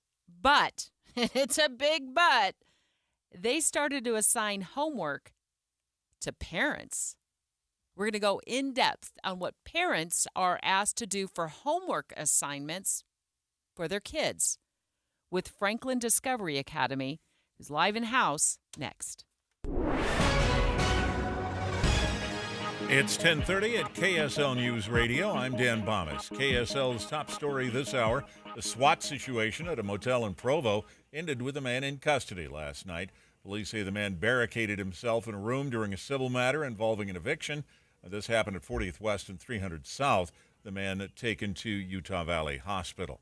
Utah Hockey Club fans broke a few merchandising records for both the Delta Center and the NHL. KSL News Radio's Michael Commit has more on those records. Hockey fans lined up outside the Delta Center last week to get their hands on an official team jersey, or sweater, as it's called in the hockey world. Well, turns out this turnout broke the record for the Delta Center's highest merchandise sale by more than 48%. The NHL also says the event is the second best single-game merchandise sales total in the whole league. The NHL's first-place sales record was set during the Vegas Golden Knights 2023 Stanley Cup Championship. Our top national story this hour from ABC News. With the first transgender member of Congress ready to take office in January, a Republican member is proposing a ban on transgender women using women's restrooms or locker rooms in the Capitol. Representative Nancy Mace has introduced a bill to do that, something that newly elected Representative Sarah McBride calls a distraction and a manufactured culture war. Your money at this moment, the Dow Jones average down on the day right now, 122 points. The NASDAQ is up by 97. And our KSL weather. We've got sunshine now after this morning's snow. Looks like that's how it'll stay. That's next. KSL News Time, 10:32. It's a priority for us at this station to bring you all sides of a story and to talk about the news fairly, completely. Get all the facts and be really aware. Utah's Morning News with us, Tim and Amanda. Weekday mornings 5 to 9 on KSL News Radio. You need to ask yourself, do you have a garage door guy? Do you have one? Do you know who to reach out to if all of a sudden your garage door is not opening as smoothly as it used to? Maybe your chain or your spring broke. Do you know who to call? Well, Advanced Garage Doors can take care of everything. My heart just went into my stomach when you said that, because I've had that happen, and it's never convenient. And that's why I love Advanced Garage Doors. They've got certified technicians who are available 24/7. This is so important, with same-day service. One of the things I love about Advanced Garage Doors is they have a lifetime warranty. They also give you peace of mind. They'll come in and do a free inspection and a tune-up once a year on any garage door or motor that is installed by Advanced Garage Doors. And to make it even better, there's these free zero-cost estimates to give you an itemized list of things to make sure your garage door is functioning, and it's functioning the right way. Hey, check them out online, advanced-door.com. That's advanced-door.com. Or trail mix, beef jerky, mixing all the soda flavors at the gas station soda machine. Snacks are better on the road. The gas is better when it's top tier. And the pit stop is better when there's a dinosaur there. Love the filler moments at a Sinclair gas station near you with DinoCare, our top tier gasoline. Some sweet and salty snacks for the commute, and a big green dino for the memories. Find a gas station near you at sinclairoil.com.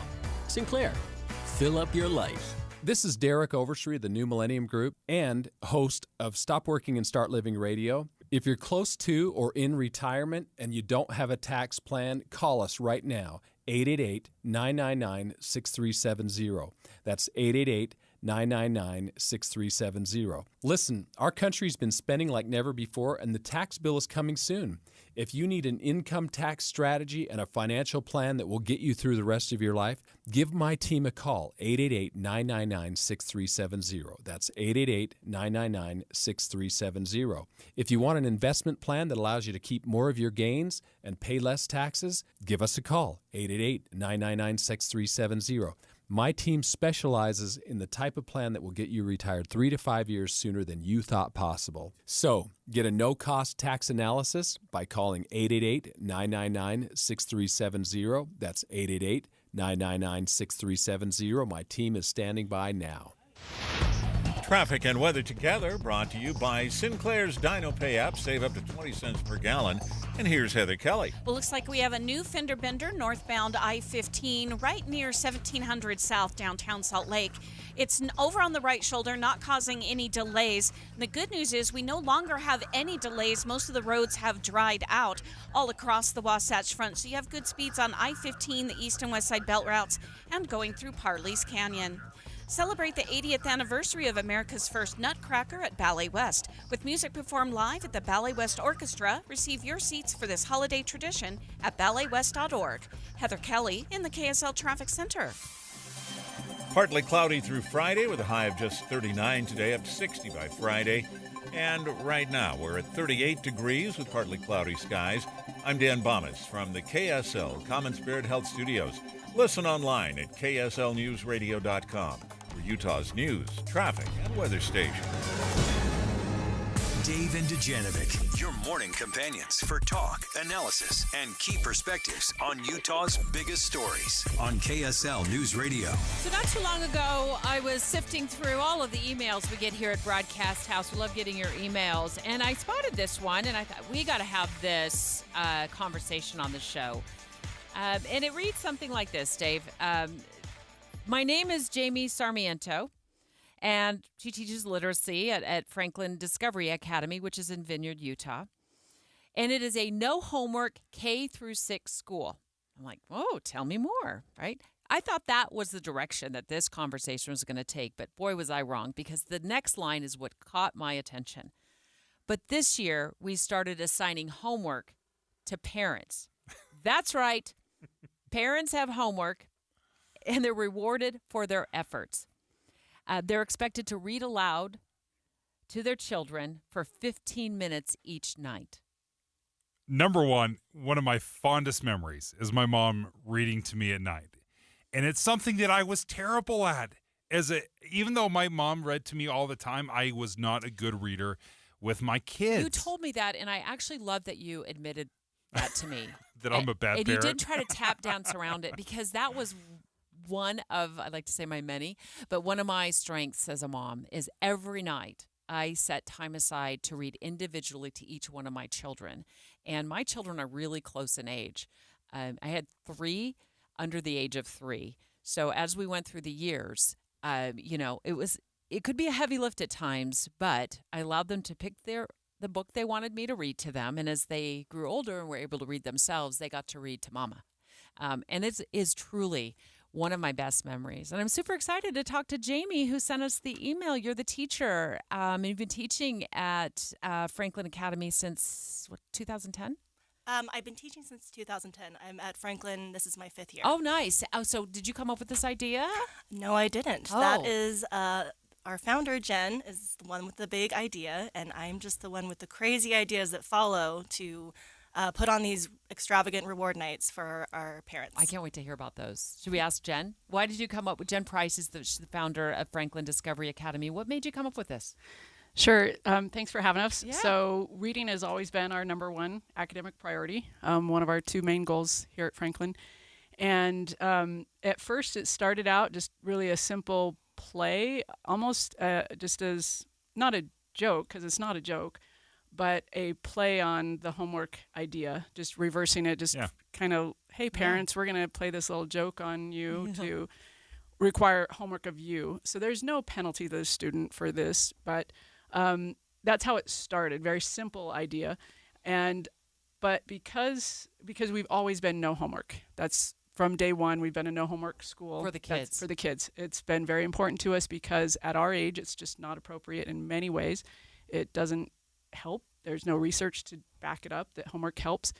And so... Bless your soul, by the way. Oh, thank you. And that's K through 6. K through 6. Yeah, the research is different at the higher, as you go higher grades, but at our grade levels, it's not developmentally appropriate for many reasons. And there's no research to back it up that it helps.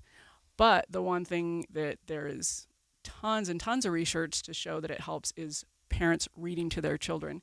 So it just became a little twist on that, well, let's give the parents the homework. And because we, legally can't do that, we decided we better reward them. So that's where the reward night comes in. My idea for them was pretty simple. It was Jamie who made them awesome. All right, so how do you... Homework is usually carrot or stick, right? And it's usually stick. You get in trouble if you don't do your homework. So you went the carrot route. We're going to incentivize you for doing your homework. What are some of the things that parents can get? What's the reward other than raising wonderful children? So first off, we have purchased books. We have books chosen for every month that it's optional, but we wanted to give them equal access to books. So they are able to check out those books for free during our carpool time. And then we have chosen one book from each month from our theme to create an evening. So, for example, we just recently had a Harry Potter night. So we did wands, we made charms, we had, the treats and the butterbeer and things like that. And that was a blast. Last week we had our Cloudy with a Chance of Meatballs night. And if you're familiar with that book, yes, they live in bread houses at the end of these giant bread houses. So we, as families, they built bread houses. And every other month is different. So we have a student night so that parents can just drop their kids off. They can go out on a date, and that's their reward. And the kids can come. Back it up. What'd you just say? What was that? That the parents are rewarded. They get to go have a date night, and we take their kids. And we've even welcomed our alumni students from past years. And I get chills. Yeah, we bring them in. We have tons of fun. That's amazing. And yeah, it's been working out really well. The parents have been really excited about it. The kids are excited about it. It sounds like a ton of fun. When I first heard about it, I will tell you, my initial reaction was like, well, there's another thing for Dad to do, another thing for Dad to fail at. How do you help parents realize, you know what, this is a worthwhile investment? Because it is an investment in time, especially if you have several children. I had, 4 kids, all, in school at the same time. Like, I've got to carve out an hour a day just to read. So how do you make it so that it's not a burden on parents and just one more thing for them to check off the list? So it's just 15 minutes, and you can get 4 for 1. If you have 4 kids, you can read to all 4 at once. You don't have to read to them separately. It's awesome if you do, but you can read to all 4 at once. And our job is to communicate to parents all of the benefits. And so there really is nothing more impactful a parent can do than to read to their children for those 15 minutes in terms of their academic success. It just sets them up. If they all understood that and knew that, they would do it. Nationally, only about 30% of parents do. And so our reward here is to try to up that number of parents that are willing to do that. We're speaking live right now to Jen Price. You just heard her. She's the founder of Franklin Discovery Academy in Vineyard. And then also Jamie Sarmiento. And she's in her 5th year of teaching literacy at Franklin Discovery Academy. Jamie, can you drill down a little bit more on the benefits? Like, what do you see have you noticed a change at the school now that this has been implemented? Well, first of all, I'm going to level with you as a parent. I have a 5 and 7-year-old, and it's like pulling teeth to allow me to read with them. And I am a teacher. I have read more with my kids in the past 4 months than I have in the 7 years that I've been a mother. And I think that like the kids nowadays, they're on tablets all the time, the instant gratification, it's causing, sensory overload. So having kids sit down with their parents and read and just relax and enjoy that emotional bond, enjoy that time. I mean, we brought some kids up here today, and I turned around and asked them while we were driving up, guys, what do you like about reading with your parents? And it's their time to relax. It's their time to be with each other. Yeah. It's created these bonds that I think we're going to see benefits for years to come. Well, thank you so much for joining us. Homework for parents. Yeah. You broke it down for me so much easier. Like, yeah, you could 2 for 1 it, 3 for 1 it, 4 for 1 it, 15 minutes a day. Thank you so much for joining us. We appreciate it. Yeah, Jen Price, Jamie Sarmiento, thanks so much. Thank you for having us. We appreciate it. Thank you. It's inspiring. We're going to take live phone calls straight ahead. 801-575-TALK. How are you involved in your child's education? And are you did you kind of regret not reading to your kids, Dave? Yeah, now I do. Yeah, for sure. I don't mean to laugh. But you know what? I know. I did their homework in other ways. Do you have any regrets like Dave? 801-575-TALK. We'll look forward to your live calls next.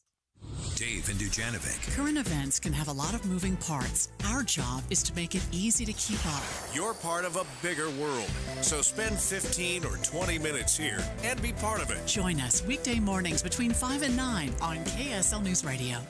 Hey, folks, let me tell you a little bit about Salt Lake City fat loss. It's one of the things that I'm really passionate about, excited about. So many of us have tried to lose weight in the past. We lose motivation. But with Salt Lake City fat loss, they told me early on, they said, we have the secret to losing up to a pound of fat a day. And sure enough, that's just about what I saw.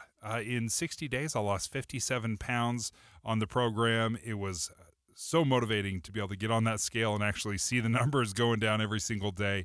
And I felt great. So if you're interested, go ahead and reach out to Salt Lake City Fat Loss by going to their website, slcfatloss.com. That's slcfatloss.com. Get up to a 30% upfront bonus to use for your retirement income, or up to 12% per year to help grow your retirement income. Whether you're in retirement or will be retiring within 10 years, Trajan Wealth can offer some of the highest guarantees in the business. I'm Jeff Jr. with Trajan Wealth, and I know no one wants to work forever. We all need to retire someday, and I know you've worked hard for your money, so now is the time to guarantee it. Take advantage of up to a 30% upfront bonus for your retirement income, or up to 12% per year for retirement income. Don't woulda, shoulda, coulda. Get up to a 30% bonus just for opening an account, or up to 12% per year for retirement income. Don't leave your retirement to chance. Retire the right way, the Trajan way, with Trajan Wealth. Call Trajan today at 801-899-7600. That's 801-899-7600. Annuity guarantees are based on the claims paying ability of the issuing insurance company. DBA in most states says Trajan Wealth Insurance Solutions. Hey, this is Dan, the laptop man from PC Laptops. Let me tell you an amazing story. Last week, a customer came in. They were a creative director for an agency, and they were frustrated that their old, slow computer wasn't processing their files quick enough. He had a big project due and could not afford any delays. Well, we hooked him up with one of our new, powerful 2025 desktops for only $999, and he was able to complete his project with ease. Take one home today. The new 2025 S1 desktop or SM3 laptop for only $999. You heard that right, $999. You get a blazing fast processor, 16 gigs of RAM, and over a terabyte of blazing storage for $999. What else do you get? Lifetime service warranty, and we have 12 months special financing on approved credit. Hurry in right now because supplies are limited, because at PC Laptops, we love you. Just check us out at PCLaptops.com. $999, PCLaptops.com. Winter's on the way. Soon the snow will be falling where? On your roof. If you need a new one, now's the time to call IWC Roofing. See, the shingle companies raise prices January 1st, but IWC will lock in this year's prices, even if you want your new roof next spring. And if you book now, they'll also give you an extra $2,000 off. $2,000 off IWC's already low prices. As the #1 residential roofing contractor in Utah, they get volume discounts on shingles and pass the savings on to you. Plus $2,000 off, and you lock in this year's prices. is. IWC is one of the very few Owens Corning Platinum certified roofers in the state. Their precision teams are so skilled they'll re-roof your home in a single day. They'll send you pictures from the roof so you know exactly what you're getting, and then they'll power wash your driveway just to say thanks. Call now, 801-232-5690. That's 801-232-5690, or go to IWCRoofingUtah.com. The impact of a meal goes well beyond feeding our bodies, because when people don't have to worry about where their next meal is coming from, they can truly thrive, like Marta. And now we'll hear from our class valedictorian, who with our hard work never ceases to amaze us. Please welcome Marta Moreno.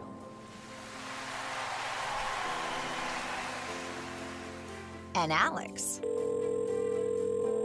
Hey, Alex, how did the interview go? I did it! I got the job! I can't believe it! I knew it. Let's meet up later to celebrate. And Diego. Mom!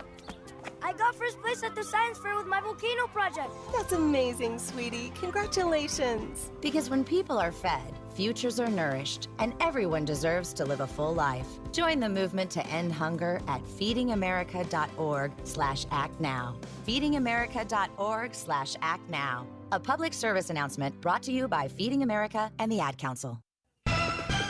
With the three things you need to know this hour, I'm Dan Bomas. First, police in Provo resolved a SWAT situation at a motel with an arrest last night. Second, hockey fans in Utah set a record standing in line to buy team jerseys. Third, one member of Congress wants to change the rules on transgender women using restrooms in the U.S. Capitol, just as the first transgender woman elected to the House is ready to take office. 37 degrees, partly cloudy in Salt Lake City. Back to Dave and Dujanovic on KSL News Radio. Dave, and Dujanovic. We're taking your live phone calls. We're talking about reading for 15 minutes a night to your children when they're younger. And Dave kind of felt like, one more thing, just one more thing. Does it feel like one more thing? 801-575-TALK, 801-575-TALK. And this, in no way, Dave, it's like I'm shaming you. I just appreciated that right away when we started talking about this morning before the show, because we knew we were going to have two guests in from Franklin Discovery Academy down in Vineyard who have extended homework to parents this year. The kids don't have homework at the school, but the parents' homework is, and of course it's voluntary, but is to read to their children for 15 minutes a night. You said, I failed at that. I didn't do that. Yeah. And I said, I did. I did, and I'm so glad Checkmate. I did. Yeah. It really was something that I looked forward to when I was a kid. My mom would read to me, and I have a love for books to this day. You do. I love books. I read. It's almost insatiable. I'm actually I can be a little jealous of your love for books. No, I mean this from the bottom of my heart. Your love for books and Audible have inspired me to sign up for Audible, to download books on Spotify. So I have the $11 a month or whatever account on Spotify, so I download books and listen. And since you and I have been on the show together, I'm like, I'm going to recommit to reading. And so I appreciate that about you. I was just looking at my Audible, 328 titles. That's what I've got. But you didn't do this with your children. And part of that could have been you worked a night shift, so it's hard for you to be home in the evenings. Yeah, and I think there's lots of excuses I've given myself, but there was plenty of time when I was with my kids where I could have squeezed this out. And there were a couple of things that really stood out to me as we were talking to these two educators is homework number one, especially in those elementary years, that the research is not there. It does not justify having your kids for 7 hours in elementary school, K through 6, and then sending them home to do more homework. Where the research does prove that you get good, tangible results is parents reading to kids. And that's what they're trying to really get kids excited about and parents excited about.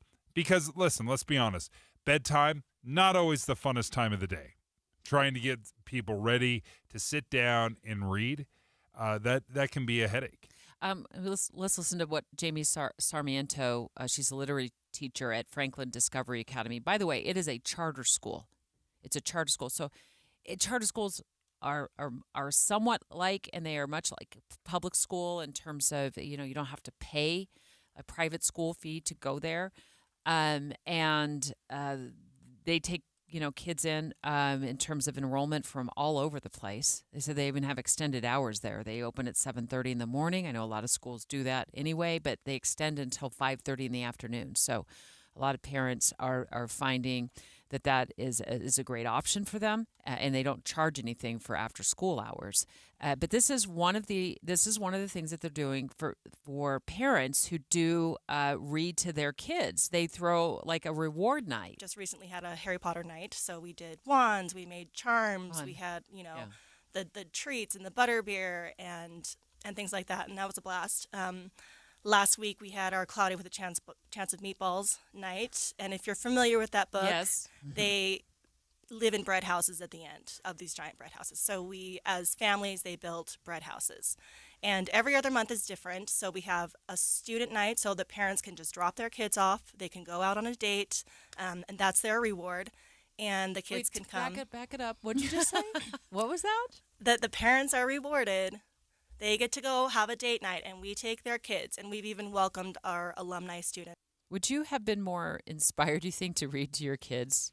And your kids would have to keep dad in check, in the honor system, to read to your kids if the school that your kids went to did something like this for you and your kids every month or every other month and allowed for you and Charlene to go on a date night. Yeah, because it can be so demanding, right? I mean, it's difficult to fit it all in, but it is all about priorities.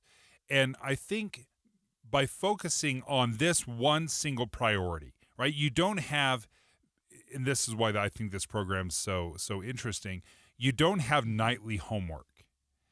Right. Your kids aren't coming home with homework. Right. Because so, they don't have homework at the school. Because let's be honest, how many parents are involved with helping their kids with their homework? Oh, yeah. Well, I was doing both, right? I was helping the kiddos with the homework. Their dad worked nights a lot. I mean, it was hard. Or if I was working nights, he was helping the kids with their homework. There's only so much time in a day. Well, you kind of wear down, right? You become sort of numb as a parent, and you're juggling. You have 4 kids, so you think this would have incentivized you to do this as a family? Yeah, because there's only so much time in a day. And if you take away some time here and ask for it back there, that to me is totally reasonable. 15 minutes a day, and I don't have to help them put together a paper mache solar system, then that's amazing. We got to do both, Dave. But you're right. You wouldn't have to do that there if your kids were at Franklin Discovery because they don't have the homework. So okay, so what is reading to your child for 15 minutes a night? That's all they're asking from parents there. Builds vocabulary, phonics, familiarity with the printed word, storytelling, comprehension, and it builds, of course, literacy skills. Can I just talk for a few minutes? I could talk about this for days. About the benefits that I have felt as a mom when I did this. And it was, Dave, truly by accident that I stumbled and fell into this idea. And I think I largely did so because I worked full time, and there's plenty of mom guilt to go around on that. And sometimes I still deal with that. And this was my time every night, and it was sacred to me to have one-on-one time for 15 or 20 or 30 minutes with each of my children. I read to them separately, so this would be sometimes a 90-minute commitment. Brother, CJ, would tend to pick out the biggest book on the shelf, the thickest book on the shelf, and you just hear the girls, oh, he banged the bang. And so I like to think he did that with intention because he wanted to spend more time with me. For sure. And as they got older, that obviously as they became readers, they would then read to me. But I would spend, and even though my daughters shared a room, I would get, at the side of the bed with one, and they would read, and usually wrapped in my arms, and then I would move over to the my other daughter's bed, and I would read with her. These memories are so sacred to me. When we talk about this, I can feel my heart well up. And I know you're not supposed to do this. Like you're not supposed to let, go to the balloon store, right? Blow up a helium balloon and then let them go, right? Isn't that like against like, PETA or something? Scientific, the EPA. Scientific code. I'm looking outside right now thinking, a plane flies by and the balloon goes up. So Jamie Lee Curtis is an author. She was also an actress of children's books, and she wrote the book Where Do Balloons Go? And I just love the idea of my child imagining just all kinds of fun things. And so we would read that book, and then we would run down to Zurcher's, and we'd each get a balloon. We'd run home. We'd tie a note to the end of them, and whatever note that wanted. And usually it was something inspiring, like "I love you," "I love the world," whatever. It was really cute. They'd write a note, and then we would tie the note to the balloon, and we would lay on our backs in the yard, and we would let the balloon go. And we would watch that balloon until it was out of sight. And then I would ask my parents from Arizona to call all 3 of their grandkids and tell them, we've discovered 3 balloons in our backyard here. And they have notes from each of you. It's a miracle. This is what reading to my kids did for me. FM Midvale. KSL Salt Lake City. From the KSL Common Spirit Health Studios, this is KSL News Radio. Utah's news, traffic, and weather station. It's 11 o'clock at KSL News Radio. I'm Dan Bomas. KSL's top story this hour. Some state lawmakers want to require the Utah Division of Child and Family Services to contact law enforcement when people knowingly make false reports of child abuse.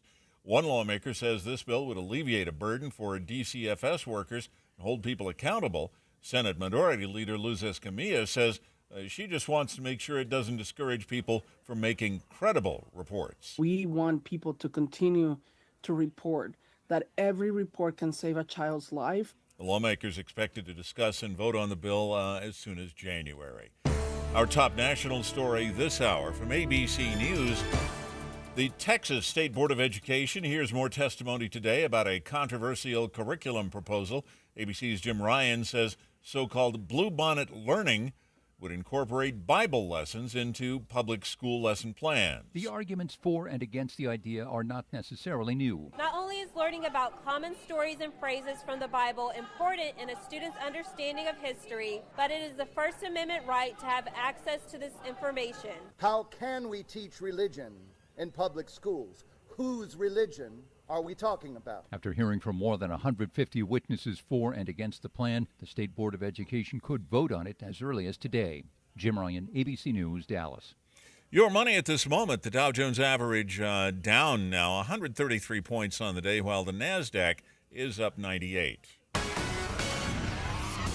And at KSL weather, we've turned from snow to mostly sunny skies right now. That's next. KSL News Time, 11:01.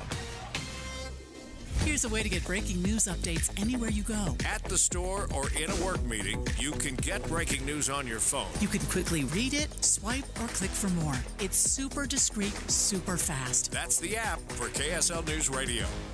Many people worry they're not making the right investment choices inside their 401ks.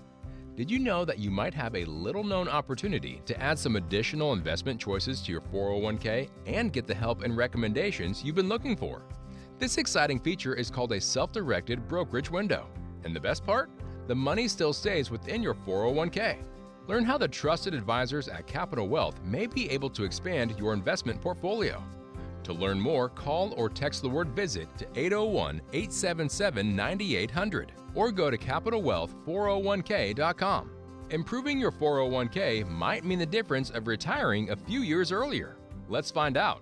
Schedule your no-cost 15-minute consultation with the Capital Wealth team today. Call or text the word VISIT to 801-877-9800 or go to CapitalWealth401k.com. Advisory services offered through Capital Wealth Advisors, LLC, a state of Utah registered investment advisor. Everywhere you look, things are getting more expensive. So at Consumer Cellular, we're lowering the price for those 50 and up. Now you can get unlimited talk, text, and data for $30 a line when you buy 2. That's just $60 a month for 2 unlimited lines. So if you're 50 and up, make the switch and save. Come on, you've earned this.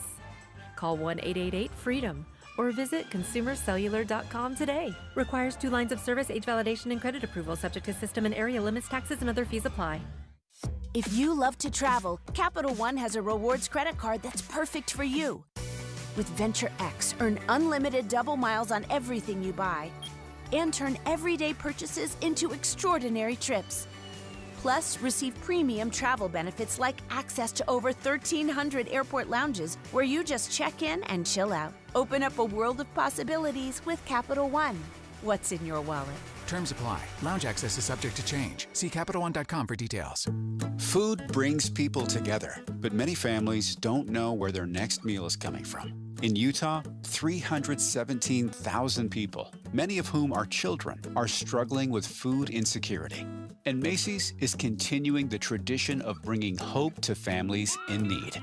You can help provide hope by donating to Macy's Harvest of Hope Drive, now through November 30th. All donations will be donated to a local food bank to serve families in our communities. Purchase an icon for any amount or a prepackaged bag of food with items that food pantries need most at any Macy's store or online at Macys.com. Look for items tagged with the Harvest of Hope icon throughout the store. A portion of sales from those items will also be donated to local food pantries. Together, we can make a difference in our communities and provide hope to families and children facing food insecurity. Visit Macys.com or your local Macy's grocery store to learn more. Traffic and weather together, brought to you by Sinclair's Dino Pay app. Save up to 20 cents per gallon. And here's Heather Kelly. We don't have any delays right now anywhere across the Wasatch Front on major freeways. That includes I-15, the east and west side belt routes, the 201 freeway. Now, there are still a few cars parked on the right shoulder, northbound I-15, right near 2100 South as you head up towards 17th South. Not causing any slowdowns right now. Just use caution. Stay to your left if you go by. Feel great this season with Raymond Relight Hydration. Perfect to refresh and rehydrate. Contains essential electrolytes, no sugar, delicious taste, and ideal on-the-go hydration. Find Relight online at redmond.com. Heather Kelly in the KSL Traffic Center. Well, this morning's snow is gone. High today should be around 39. Partly cloudy skies through Friday with highs getting up to 60.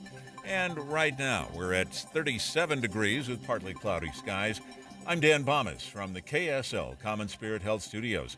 Listen online at kslnewsradio.com. We're Utah's news, traffic, and weather station.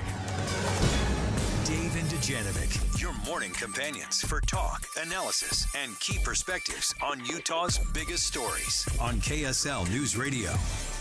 Love having Jay Evenson from the Deseret News. He's the opinion editor, and here's the headline, and it certainly caught my attention because I think there's some truth to it. He writes, have we made debt too respectable? Absolutely, we have. In part because of an earlier segment we did today, we found a Wallet Hub survey that said that 23% of Americans are debt-free. And when I say debt-free, I mean no mortgage, no car, no education, no debt, no credit cards, no debt.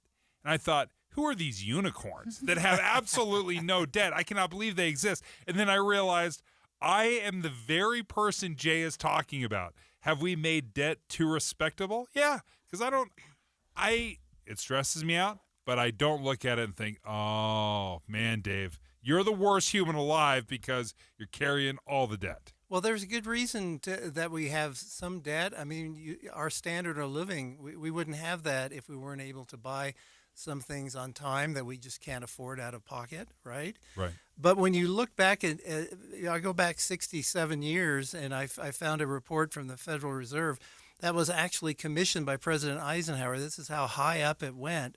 And it came to the conclusion that it has become respectable to be a debtor. We don't even think of debt in terms of whether it's respectable or not anymore because it's just so common.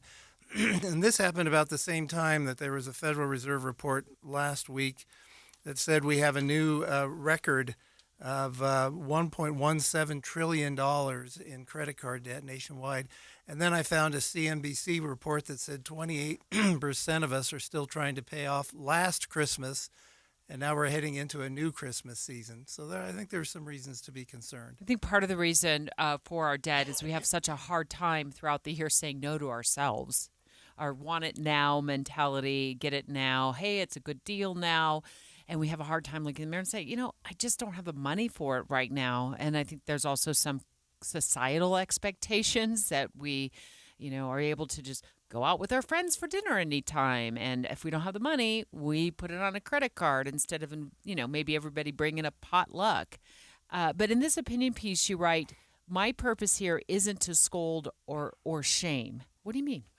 Well, we're, for the most part, handling our debt well, because you look at what people were worried about 67 years ago, they were really concerned that we were going to see a lot of increases in bankruptcies and problems.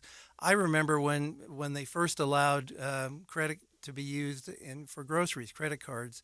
I remember my mother talking with her friends, and everyone was convinced that instead of lining up at cash registers, we'd see people lining up in bankruptcy court. It hasn't been that bad.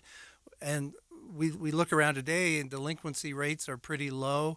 Utah was interesting, has the fourth fastest growing levels of debt in the country, but we rank 45th for delinquency. So you say, okay, we're handling it okay. My concern is that when times are good, and I think times are good now, we ought to be concerned with paying down our debt, saving for the future, saving for retirement, saving for major purchases. We don't seem to be doing that. There was a study earlier this year that found only 44% of Americans could come up with $1,000 out of their savings if they needed to for an emergency. I think that's a concern. When I'm looking at all the different ways that we carry debt, credit card, your home, your mortgage, your vehicles, education loans, installment loans, non-primary residence debt, and so an investment, unsecured lines of credit, and other debt. I mean, I just listed 8 or 9 different ways where we will take out loans and not use cash, and we will take out debt. To your point, it has become so respectable and so easy to get. One of the great frustrations of my life is credit card companies will give you money that you cannot afford to pay back. They'll give you, my son has his first credit card, and he has, like a $10,000 limit. Like, what in the world, in a first credit card, do you have a $10,000 limit? You have no job. So in part, I want to blame some of the businesses out there. It feels predatory to say, hey, you have no job. You have no way of paying this back. I'm going to give you a $10,000 limit. Yeah, I think you're onto something there. I think there is a predatory nature to it. And also, with the recent increases in interest rates, credit card interest is about 20% nowadays. It's really high. If you let yourself get into paying on a monthly basis, you're really going to be in trouble. But I don't think a lot of people are savvy enough to think about that. And those rates haven't come down along with recent interest rate drops. How do you feel about debt? I mean, just in general, and I don't mean globally feel about debt, but have you sort of formed some opinion about credit cards or car loan debt over the years, Jay? Oh, I think they can be great instruments to help you get ahead in life if you use them properly, if you use them prudently, and make sure that you are able to pay them off. You have to have a plan. You have to know how quickly you can pay off. What's a new car nowadays? About $50,000? Yeah, it's like average $47K. Yeah. And I have children who are recently married and trying to get started in life. There's no way you can afford something like that unless you could afford a used car, but even used cars, it's a lot to pay for with cash. But you have to be very careful in how you use debt and not just use credit cards for every little impulse buy.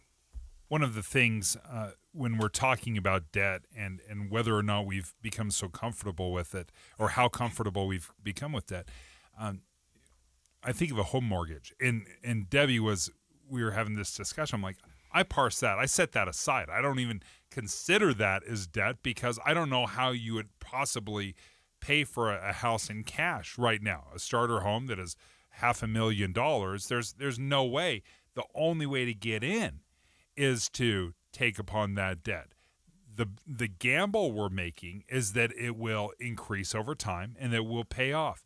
And I think that's just another one of those things that we just, maybe times have changed so much, we have to change the way we look at it, because sure, our parents may have been able to pay for a house in cash, but that it's just not even close to possible anymore. Well, and a house also is an appreciating asset. I mean, we realize over time that it gains in value. Most of what we borrow for depreciates rather quickly, including a car. And so we have to think in those terms as well. But and also we have to be disciplined enough to save regularly. And there are all kinds of models out there showing you if you only put aside $100 or so a month when you're young, how you can become a millionaire at a certain age. And that's true if you can teach yourself how to do that. In this day and age, self-discipline is a lot more important than I think it was in our parents' day. Jay Evenson, thank you so much for joining us. We love reading your stuff. If you ever want to read Jay's opinion pieces, and they are varied, there are so many great topics that you tackle. You can find him at the Deseret News. He's the opinion editor there. We're going to take live phone calls, Jay, just so you know. Okay. You can stick around. If you got to go, it's fine, but we love it if you stick around. We're going to take live phone calls from our listeners based on your opinion piece here. But we really want to hear from people who live this debt-free lifestyle. So we're calling on all of the cash-only listeners. How that? Is there anyone that's not retired that is debt-free? I'd love to hear from you. Yeah, how do you do it? Because Dave wants to be a unicorn like you. 801-575-TALK, 801-575-TALK. Let's take the live phone calls from our cash-only listeners next. Dave and Dujanovic. Here's a trick to podcasting at work and getting all the Utah news you love. Download the KSL News Radio app. The podcast for Utah's morning news and Dave and Debbie are right there. Dozens of podcasts a day. That's the app for KSL News Radio. Are you looking to save on internet and mobile this holiday season? Well, good news. Xfinity's having a Black Friday sale. They have you covered with these great deals. Learn how to get your choice of 5G phone on Xfinity Plus. You can also get fast, reliable Xfinity internet and a line of Xfinity Mobile Unlimited for a great low price. So don't wait. Bring home a new 5G phone and get Wi-Fi speeds up to 1 gig on Xfinity Mobile. That's a big deal. Or should I say gig deal? Now through December 3rd, ask how to get your choice of a free 5G phone with an unlimited Plus line. Plus, get Xfinity Gigabit Internet with free Wi-Fi equipment for only $25 a month for 12 months. No annual contract when you add unlimited mobile. Go to Xfinity.com/Black Friday sale to learn more. Restrictions apply. Taxes and fees extra after promo. Regular rates apply. Gig Wi-Fi requires Xfinity Gateway. Xfinity Mobile requires Xfinity Internet. Gig speeds available via hotspots to Xfinity Mobile customers only. Reduced speeds after use of monthly data included with your data option. Actual internet speeds and data thresholds may vary. The White House, Senate, and House, all controlled by the Republican Party. Are they poised to make historic change to the federal government, dialing back American commitment in foreign wars, or just creating more conflict and controversy? The direction of the country is uncertain. Get clear with Utah's top political analysts. Inside Sources, weekdays 1 to 3 on KSL News Radio. Getting help with electrical repairs is easier than you think. All you have to do is call Any Hour Services or schedule an appointment at anyhourservices.com. No one helps more homeowners than Any Hour Services. To all you tool people out there, has Harbor Freight got a deal for you? Big savings every single day this November.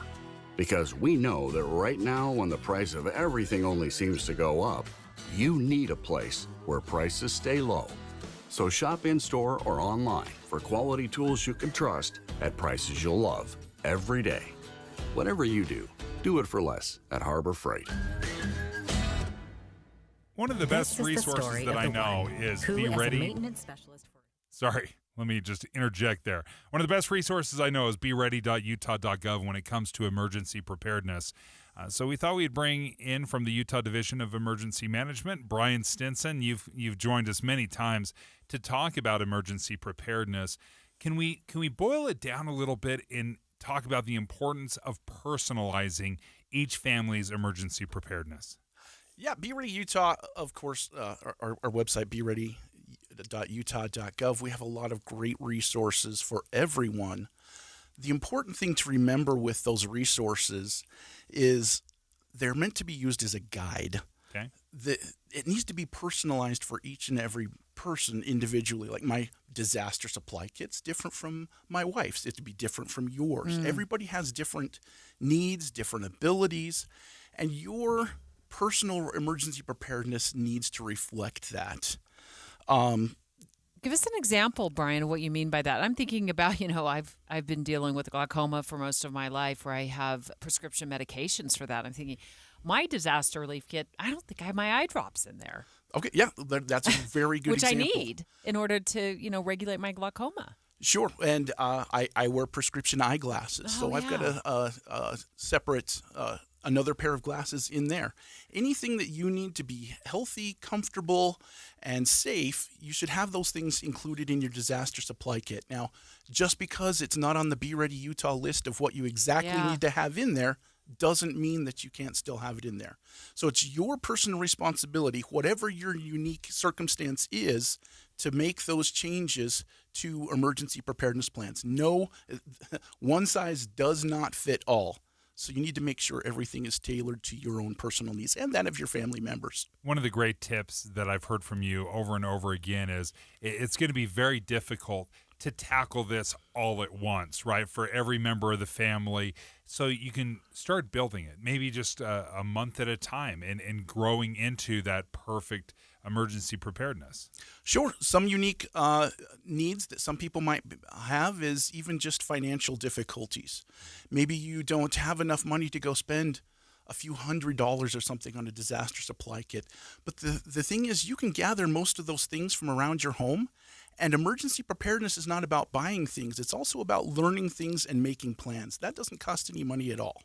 Brian Stinson, thank you so much for joining us. If you are looking for a great resource, I'd recommend go to beready.utah.gov. To all you tool people out there, has Harbor Freight got a deal for you?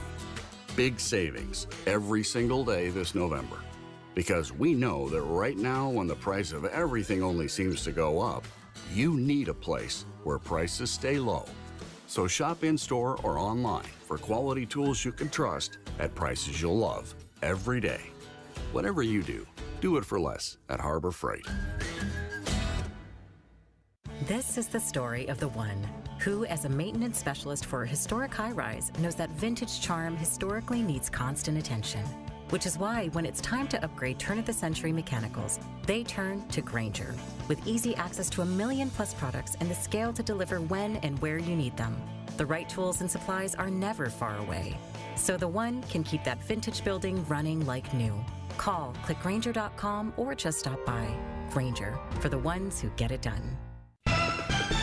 With the 3 things you need to know this hour, I'm Dan Bomas. First, a state legislator wants to be sure police know about false reports of child abuse. Second, Oklahoma already requires the Bible in public school classrooms. Texas looking at a similar plan. And third, Utah is once again ranked number 1 in the nation for volunteering. 37 degrees, partly cloudy in Salt Lake City. And back to Dave and Dujanovic on KSL News Radio. Dave and Dujanovic. Well, we kept opinion editor Jay Evenson in the studio with us. He wrote an opinion piece, as he always does, for the Deseret News, and this one focuses on whether we've made debt too respectable in our lives. And as Dave and I were talking to Jay, we let you know that we talked earlier, and we're going to take live phone calls in just a moment, that there are a lot of Americans who are debt-free. Yeah, I call you unicorns because I didn't know you actually existed out there. And then everybody's like, we're taking phone calls from all the unicorns. And I thought, we're not going to get a phone call. You guys have lit up the phone lines. Jay, it's 23% of Americans, according to this Wallet Hub survey, say they live a debt-free lifestyle. They don't even carry a mortgage. I think that's pretty impressive. That's almost a quarter of Americans. That's not bad. And wow, if you don't have a mortgage or car debt, think how fast the cash piles up. Yeah, it would be incredible. Let's hear from unicorn number 1, Wade in Colorado, no less. All right, Wade, what happened? Well, 22 years ago, I had a bankruptcy, I was young and stupid with a bunch of credit cards. So was my wife, and I didn't want to go through that again. So I haven't had a credit card since. I buy my vehicles cash. They're typically about 10 years old when I buy them. I keep them for 5 years. And I try to live by the adage of sufficient for your needs. Anything more than that just leads to trouble. Wade, thank you. That's great advice. We were talking about bankruptcies earlier, Jay, and your opinion piece. And overall, as many bankruptcies as were anticipated 60 years ago when they started offering, installment payments and that type of thing. You say the bankruptcy rate is relatively low? And from everything I've read, it is low. There are some economists who say there's a concern about serious delinquency, 90 days or more, that may be on the uptick. But generally, things right now are pretty good. Taking your phone call, Sabrina in Cedar Hills. Are you a unicorn? I am a unicorn in the aspect that I live debt-free, with the exception I do still have a mortgage. Okay, that I do separate that out a little bit because I assume like everybody's got a mortgage. But is that? What's your stress level when you don't have those other debts hanging over you? It's unbelievable. I highly recommend it. Several years ago, I was talking to a representative from where I have insurance, and they transferred me over to a person who gives financial advice, and he said, you make enough money to get out of debt. Live differently starting tomorrow, and you can do it. And at that time, we had 2 different car payments and, various consumer debt. And I just made the decision at that moment, we're done. I did a debt snowball payoff, paid off the smallest debt first. And my husband and I, we both drive old cars. My son's car that he drives to college is a 2004 super reliable Honda Accord. I have 4 kids that have paid their, they did get debt to go to college, but they paid off all of their college debt within 5 years of graduating from college. Sabrina, thanks. That's amazing, Sabrina. Thanks for your phone call and your insights on how you've stayed debt-free. Alex in West Valley, are you the third straight unicorn here? Oh, I've actually used debt to get out of debt. Okay. Walk us through that. I did that. Well, I at one point in my life, in my early 20s, I racked up a whole bunch of credit card debt, and so I did the whole zero balance transfer thing. And back then they had longer periods of zero balance transfer, so I used all that. I used my home's equity to get out of debt and all that, and then I ended up paying it all off. But the trick that I used was I started realizing how much it costs to have a family. I have a family of 6. And somewhere in some U.S. study, there was a study that said that for each child, it was about $15,000 a year to raise a child. And so I took that and I used that used that as kind of my ballpark figure of what I needed to make to raise my family. And I did what Dave Ramsey suggests, and any credit repair person would suggest, is just grind until you don't need to anymore. And I'm 43 now, and I have no debt. I have no mortgage. I have no credit card debt, no school loan debt, none of it. That's incredible. Jay Evenson of the Deseret News sitting across from us here in studio, and he's smiling ear to ear when you said that, Alex. Well, and I found it interesting. A couple of your callers here have had experiences early in life where they've gotten into debt, and that has taught them a lesson and changed the way they behave. I find that very interesting. Also, the idea that it's really, you need to have a good job, but it's not so much about how much money you make, it's how you live on the money you make. What was it, Sabrina, that says live differently starting tomorrow? Like what a great bumper sticker. I'm feeling inspired. Do we have any Load more calls, up. Dave? Adam, in my old hometown, Kaysville, are you a unicorn? Hey, I am. So here's what it is, guys. It's a mindset. So when you look around, we deal with Utah all the time. Someone pulls up to the house with a brand new boat in your neighborhood, or someone just got a piano, right, keeping up with the Joneses. I think what I found is I just need to be happy for others. I don't need to look at that and be like, oh, man, they just got a new car. I've got to go get a new car. I drive a 10-year-old car. So does my wife. That's the key, is driving those reliable used cars. Just bought my daughter a Honda CRV that's over 15 years old. Like, Honda is a great, reliable car. And so I think what it is when you see people on Disneyland trips or whatever, it's like, yeah, maybe we'll do that at some point, but we don't need to do that now. And it's kind of choosing how you live your lifestyle. And the other thing that really helped me, I went to yard sales for like 4 years straight and flipped stuff on like eBay, and I paid off all my student loans in like about 4 years. Yeah. And that was huge for me. Yeah, I did the side hustle strategy years ago when I just took a second job. I was working at the country media radio station in town, KKAT, doing morning drive news. And it wore me down. I had to be there by 5 o'clock in the morning. I got at 9 a.m. and I ran over to Channel 4 where I was a television news reporter, and I worked there until whenever I got off that day. But having that strategy and that mindset of just grinding until the debt is gone, Jay, that's just another, like, I learned my lesson working that side hustle. It was exhausting. I think we've learned a lot from these callers, and just the idea to not worry about what other people think, or whether you're trying to keep up with them. That's great. And I also like that not one of those callers said that someone came in, swept in, and paid off all their debts, that they suffered the consequences of their action, they changed their behavior, and they got out of debt. Those are some really great stories. What debt angel do you know about? The U.S. government. Oh, you're talking about the stimulus checks that came in a few years ago. Stimulus checks, forgiving student loans, whatever it is. I think so often we look to other people or the government to get us out of debt. And what we heard from our callers are folks that learned a tough lesson, made some changes, and got out of debt. They should be applauded. And I agree. And what I heard, my takeaway is it can be done. It absolutely can be done. You have to choose to live a debt-free lifestyle, and then you have to figure out a way to get there. And I say get there as fast as you can. Good stuff, guys. It's 11:30 at KSL News Radio. I'm Dan Bomas. KSL's top story. We have breaking news at this hour. The Manhattan District Attorney's Office has suggested deferring all the proceedings in Donald Trump's hush money case, including his November 26th sentencing, until as far as a second term ending in 2029.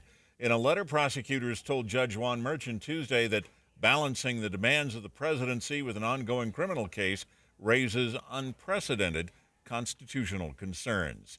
Here in Utah, by the end of the year, public safety agencies across the state will all be using a new radio system.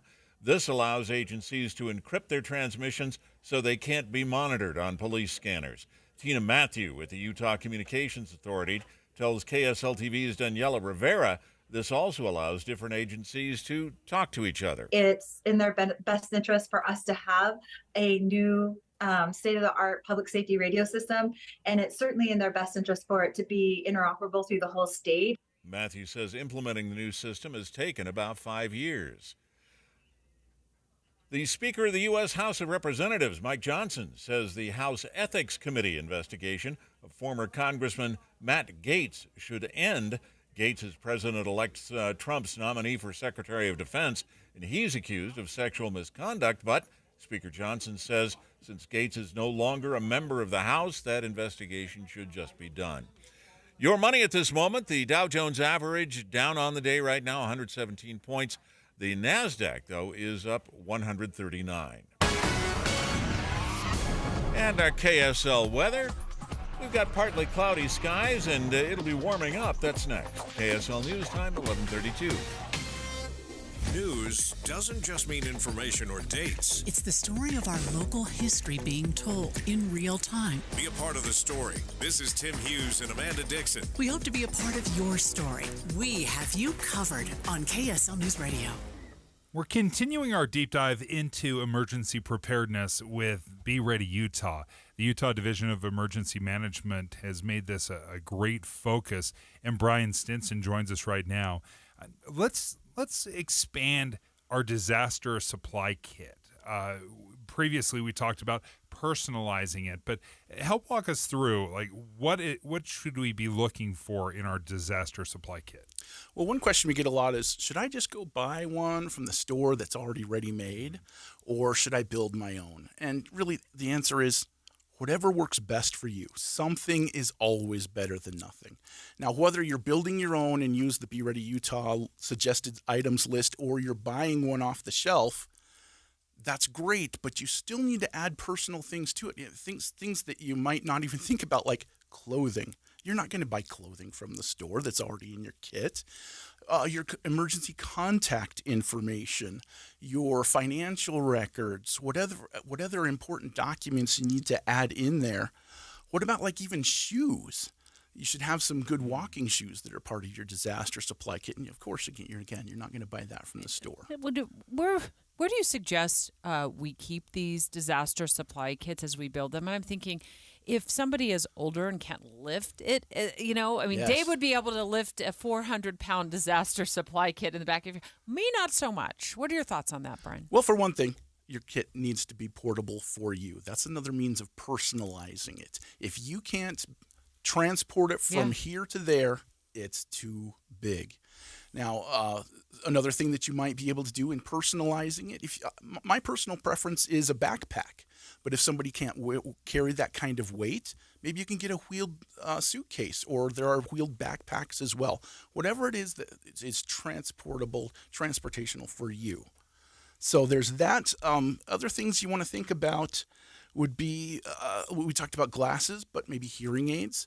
One person told us about that they evacuated and forgot their dentures. And so, anything that, again, is personal to you, that you need to be healthy, happy, and comfortable, it needs to be included in your disaster supply kit. Such great advice. Thank you so much. Brian Stinson is with the Utah Division of Emergency Management. BeReady.utah.gov is the website. It is an incredible resource, and we've talked about it for a long time now. But it's not just for little emergencies, it's for big emergencies, but it can really help you get started. So make sure you check out that great resource at beready.utah.gov. The Advanced Window Products end-of-season sale is happening now. Your chance to get beautiful new state-of-the-art windows and save a bundle on your energy bill. Call Advanced Window Products now, and they'll give you $2,500 off on 10 windows or more. We're talking about custom frames and sealed double-pane glass, any style, any color, and they're created just for you right here in Utah. You need a doggy door inlaid into the glass? They do it all the time. In fact, Advanced Window Products has been building the highest quality windows here in Salt Lake City for 38 years. So there's no middleman, and you save money. They build the windows, they install the windows, and they guarantee them for life. So keep the heat inside with new windows. The energy companies will even give you a rebate. Advanced Window Products offer 0% financing, affordable monthly payments, and now $2,500 off on 10 windows or more. Call them right now, 801-850-9100. That's 801-850-9100, or go to advancedwindows.com. Traffic and weather together, brought to you by Sinclair's DinoPay app. Save up to 20 cents per gallon. And here's Ricky Meese. Pretty quiet out on the Valley freeways. No accidents, no delays. Salt Lake City PD wrapping up an accident at First South and 300 East, but overall, pretty quiet drive in progress. This holiday season, Murdoch Chevrolet is grateful for you. Take up to $5,000 off a Silverado heavy duty or 1.9% for 6 years on a Silverado light duty. Ricky Meese in the KSL Traffic Center. Partly cloudy skies through Friday with a high of just 39 today, but up to 60 by Friday. 37 and partly cloudy right now. I'm Dan Bomas from the KSL Common Spirit Health Studios. Listen online at kslnewsradio.com. We're Utah's news, traffic, and weather station. Dave and Dujanovic, your morning companions for talk, analysis, and key perspectives on Utah's biggest stories on KSL News Radio. I have seen this story out of Georgia, Dave, all over national news websites. I've seen it on social media. Here's the headline on News Nation. Georgia mom arrested for child walking alone. Her name is Brittany Patterson, and she's been charged with reckless conduct, faces potentially a year in jail. And she was apparently arrested when her child, then 10 years old, has since turned 11, was spotted walking to town by himself. It makes me wonder, was the person that arrested her, have you ever had a 10-year-old? A 10-year-old is not a 2-year-old. A 10-year-old is absolutely, in my opinion, my kids absolutely would go somewhere without my knowing exactly where they were every second of the day. They would go to the store. They'd go get a drink with their friends.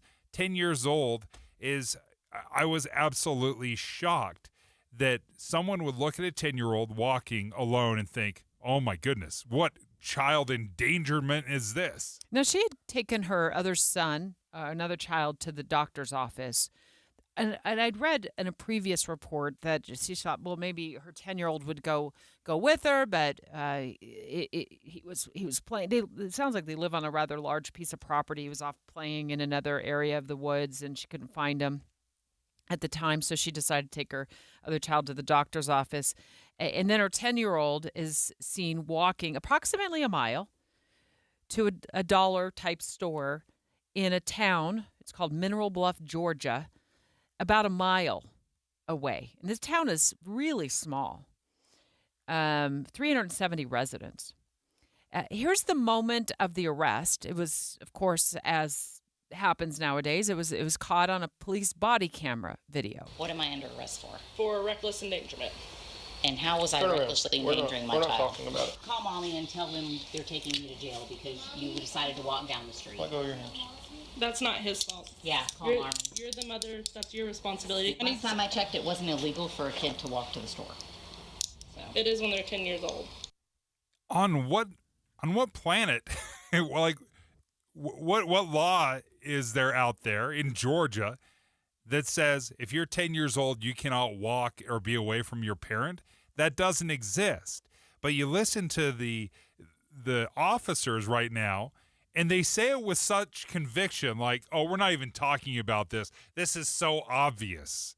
And I think that's what bothered me more than anything is listening to her being arrested and them just dismissing her concerns and saying, like, oh, a 10-year-old?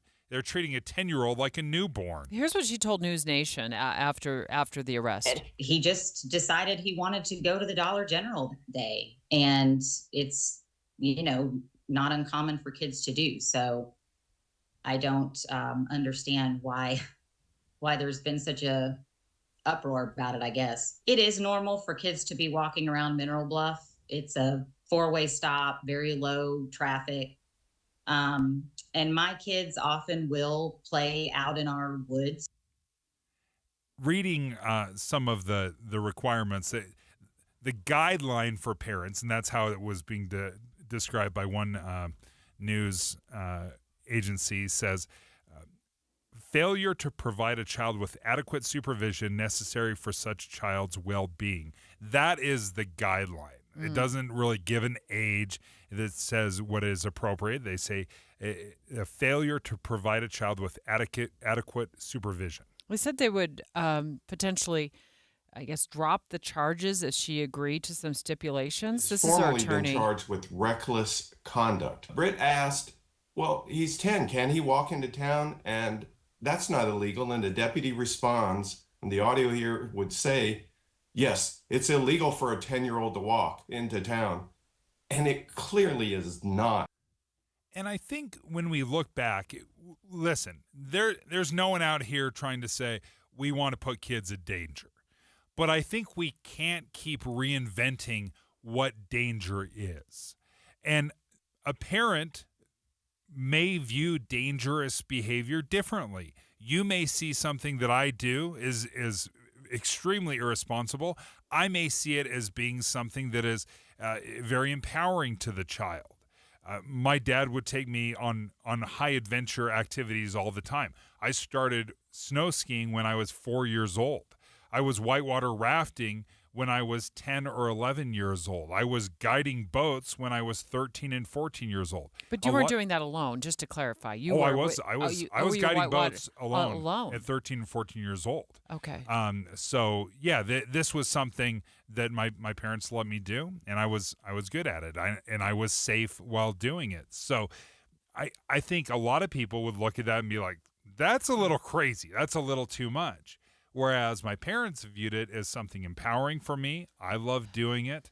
And that's why it's so hard when everyone's interpretation of safety and danger is so different. Well, I'm quite torn on this because I think about when I was a child growing up, and this is when we, I was in the 70s. I'm about 8-9 years older than you are, and we began learning about stranger danger. I grew up in the Phoenix area, and we would always be told to walk in pairs to school and home again. If we were outside playing, we always usually played with a group of kids. Now, other group of kids who were outside, but we also didn't.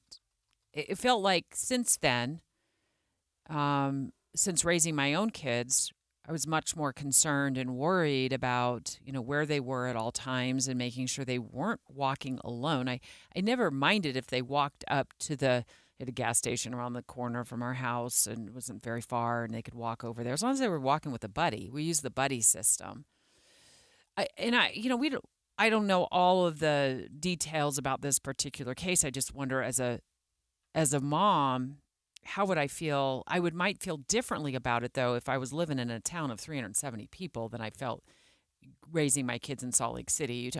Not that Salt Lake City is inherently dangerous. I've never felt that way. But let's face it, there's a lot more that can go wrong when you have more than just a stop sign down the street. You've got cars turning left and right, and you've got lots of traffic, and we had 2 or 3 schools in our neighborhood that were letting out at different times, and so there was a ton of traffic all the time. So it's a much different environment. But as a child, my sister and I would play in the woods all the time, but we were usually together. Unsupervised? I think if we would have, yeah, sure. I mean, we weren't super young, but, we'd spent a lot of time in northern Arizona over the years, and we were outside a lot by ourselves in the woods. I mean, it's heavily wooded there. It's forest. But we never felt any sort of danger or anything like that. Now, we did also go swimming in a lake alone, just the 2 of us, with a dog. And I'm thinking back now, and I'm thinking there's a lot that could have gone wrong there, right? Yeah. At 9 and 10 and 11 years old. We also drove around without seatbelts. Right? But I wouldn't send my kids swimming alone at 9, 10 years old today in a lake. I just wouldn't. Yeah, I would make sure I was there. And things have changed. I think we're more helicopter parents by nature now because that's kind of the cultural expectation. This is very common. I'll tell you, my parents never once came to a football practice of mine. Never once. I went to my kids' football practices all the time. I was more involved in that way. Does that make it better, or does it just make it different? I think what we do is we so quickly say, oh, well, it's better. Well, it may just be different. And I think some parents are going to be very comfortable with having their 10-year-old walk around, go to the store, have that kind of freedom. Others will not. And we got to be careful to make sure that our own opinions aren't too judgy. And that's where what I think this situation tells me is these officers, they were saying my way is the right way. My point of view, my vision of raising children is the right way.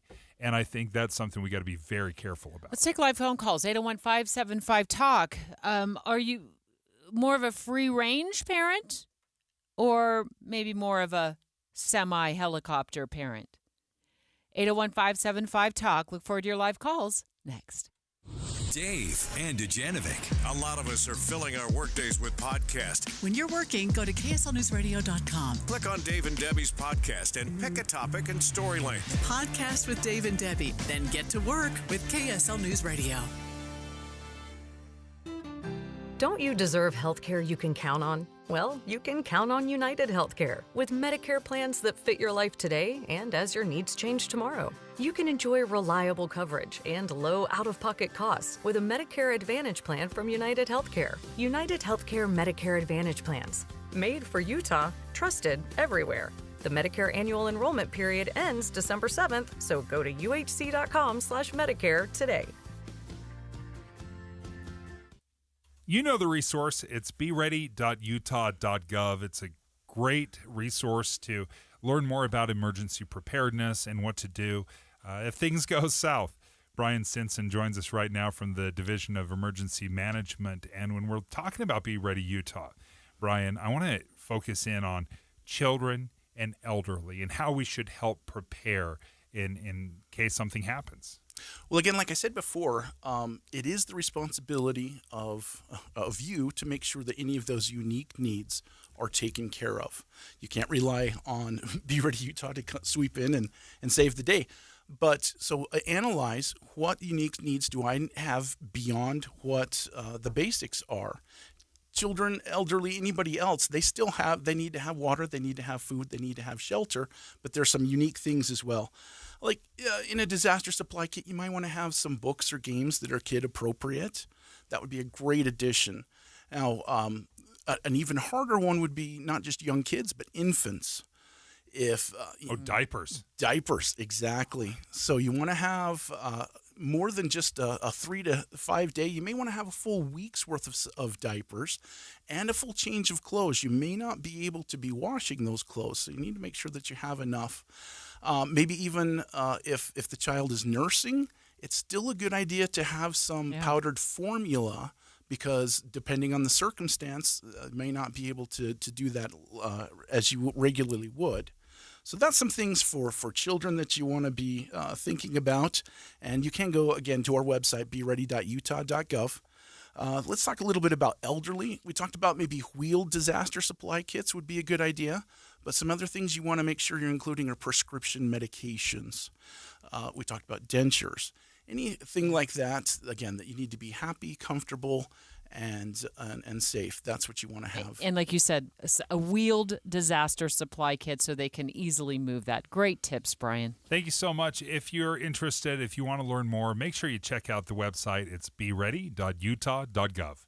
Getting help with plumbing repairs is easier than you think. All you have to do is call Any Hour Services or schedule an appointment at anyhourservices.com. No one helps more homeowners than Any Hour Services. This is Derek Miller speaking on business. Utah Tech Week, a community-powered celebration of Utah's booming tech and startup scene, will take place January 27th to February 1st. During this exciting week, events by startups, VCs, and community organizations showcase Utah's tech talent and innovation. Joining us with more is Chief of Staff Kyle Spencer. Utah Tech Week is a dynamic grassroots initiative that serves as a platform for entrepreneurs, startups, tech enthusiasts, and all in the Utah Tech ecosystem to connect and collaborate. With a mission to foster connection and growth within that ecosystem, this community-driven experience hosts over 200 events during the week. These events create an environment for happy collisions, those serendipitous meetings that lead to meaningful partnerships, groundbreaking deals, and new opportunities. There is no cost to attend or to host. Whether you're an entrepreneur looking to network, an investor, a startup seeking funding, or a tech enthusiast eager to learn, Utah Tech Week offers something for everyone. Join us in shaping the future of collaboration and be part of a movement that's fun and drives economic growth. Utah Tech Week was founded by Trent Mono from Convoy Ventures and Kat Kennedy from Kickstart Seed Fund. Learn more at utah.techweek.com. Utah Tech Week is more than a gathering. It's a movement dedicated to fostering tech innovation, building relationships, and sparking economic growth across Utah. As a community-led initiative, it's open to everyone and designed to ensure lasting benefits for the entire Utah tech ecosystem. I'm Derek Miller with the Salt Lake Chamber, speaking on business. With the three things you need to know this hour, I'm Dan Bomas. First, prosecutors in former President Trump's hush money trial are telling the court his sentencing should be postponed until he's no longer in office. Second, by the end of the year, most police agencies in Utah will be using a new radio system, one that allows them to encrypt transmissions so citizens can't listen in. And third, a fatal crash shut down I-15 in downtown Salt Lake this morning. 37 degrees, partly cloudy in Salt Lake City. And back to Dave and Dujanovic on KSL News Radio. Dave and Dujanovic. Dave and I talking about a mom in Georgia. She's in her 40s. Her son was 10 years old at the time. And he was walking to a store, a dollar store up the road from their house about a mile away. And next thing she knew, she was being arrested. What am I under arrest for? For reckless endangerment. And how was I recklessly endangering my we're child? Not talking about it. Call mommy and tell them they're taking you to jail because you decided to walk down the street. Let go of your hands. That's not his fault. Yeah, call Army. You're the mother. Taking your live phone calls, 801-575-TALK. Do you lean into the idea of being more of a free-range parent where your child can do things like that, walk to the store? Now, keep in mind, it's a town of 370 people. Or are you more of a semi-helicopter parent? Wade, sorry, it's not Wade. Who do we have first? Corey. Let's start off in Farmington. Corey, what do you think? Hey, Dave. And Debbie, Dave, you know my family. We got a large family, and we're kind of like you describe yourself, and like I know you to be, involved in your kids and aware of where they're going and what they're doing, but yet allowing freedom. When I was a kid growing up in Oregon, my brother and I used to hop on our bikes and ride 5 miles into town on a weekly or bi-weekly basis just for fun in the summertime. And nobody thought much about it. But when I was about 16, our neighbor's daughter went on an adventure with her friends, and they disappeared and eventually found their bodies in the hills east of Sacramento. Oh, no. That's so horrible. I think times have changed, and it's not maybe quite as safe. And, I mean, society's busier and more people and whatnot. But I think ultimately it still comes down to the parents and the kids having enough of a relationship and enough supervision, but yet enough freedom to grow and develop and develop responsibilities too. Corey, thank you so much. Great phone call. Appreciate you taking the time. And it is. I think my biggest concern, though, is as a parent, I want to be able to be the one that makes that decision. And not every parent's going to agree with the way I raise my kids, just like I don't agree with the way you raise your kids. But they're my kids, so I get to make that decision, in my opinion. Now, there's obviously some parameters within that. I just think, a 10-year-old walking to the store, going to all a dollar, it seems like you're being pretty, I don't know, judgmental to say, like, hey, I can't believe you thought your 10-year-old could walk all by himself a whole mile. Pat in Bountiful, what do you think? Hey, thanks. Yeah, kind of a variation, like you said. I mean, parenting is parenting. There's no handbook, and you get to make the choices for your family. I also grew up out of the state of Utah, started in California, started then in Oregon. But we've given our kids some flexibility with some restrictions. And they know that they live in a bubble here in Bountiful, but they know that there's a world around them. But I feel, too, that the general population has been better educated in safety and health to make some better decisions. But at the same time, I also feel like news or other experiences have led people to recognize that there's dangers. And sometimes those dangers are real, and we just have to help our kids be realistic with that. So, letting kids swim in a lake depends on the lake and the location and how many people are together and their ability to swim. Yeah. Some people would say yes, some people would say no. Right. That's a great insight. I mean, I talked about swimming in the lake with my sister when we were younger, much younger. We were preteen, and we did that by ourselves with the dog, a golden retriever, and we loved it. We spent days on end in the summer doing that in a more remote part of Arizona, northern Arizona, way before cell phones. No lifeguard on duty. We were the only ones there. And I think now today, would I allow my kids? No judgment. We had a great time doing it. It's just what we did. We didn't even think much of it. But now I look back and think, that could have gone south, right? That could have gone south. And where one of us was saving the other. And we didn't have that happen. But it's not something I would let my kids do at that age today. 801-575-TALK. Hi, Cody. Hi. What do you think on this? I land somewhere in the middle. You know, I think as parents, you have a responsibility to protect your kids, but you also have the responsibility to let them grow up, because eventually they're going to be adults. And if you're still spoon feeding them at 17, they're not going to be able to take care of themselves and be ready for the real world. I love that. I think there is an age appropriate level of freedom, right? I mean, obviously, you're going to treat a 2-year-old or a 4-year-old or an 8-year-old or a 17-year-old differently, and sometimes we don't totally realize, what that is, or we may differ in our opinions of what is appropriate behavior. We also don't totally know how old a 10-year-old is, right? Some 10-year-olds are late bloomers. Some are very early bloomers. And we just don't know. I just have a terrible problem with this mother being arrested, unless there's more to this story, for letting her son walk a mile to $1 and then come back and call that reckless endangerment or reckless conduct. It just baffles me. I will say it's kind of one of the more fun memories I have of being a child, and I hope my kids have that same thing when they were. And we always made sure our kids were walking in groups, as I've said, or pairs, right? We just didn't allow them to go up to the store. Of course, we raised them in Salt Lake City, but it was a lot of fun to just walk up there and get a Slurpee or get a soda and run over to the park or run over to the school and hang out.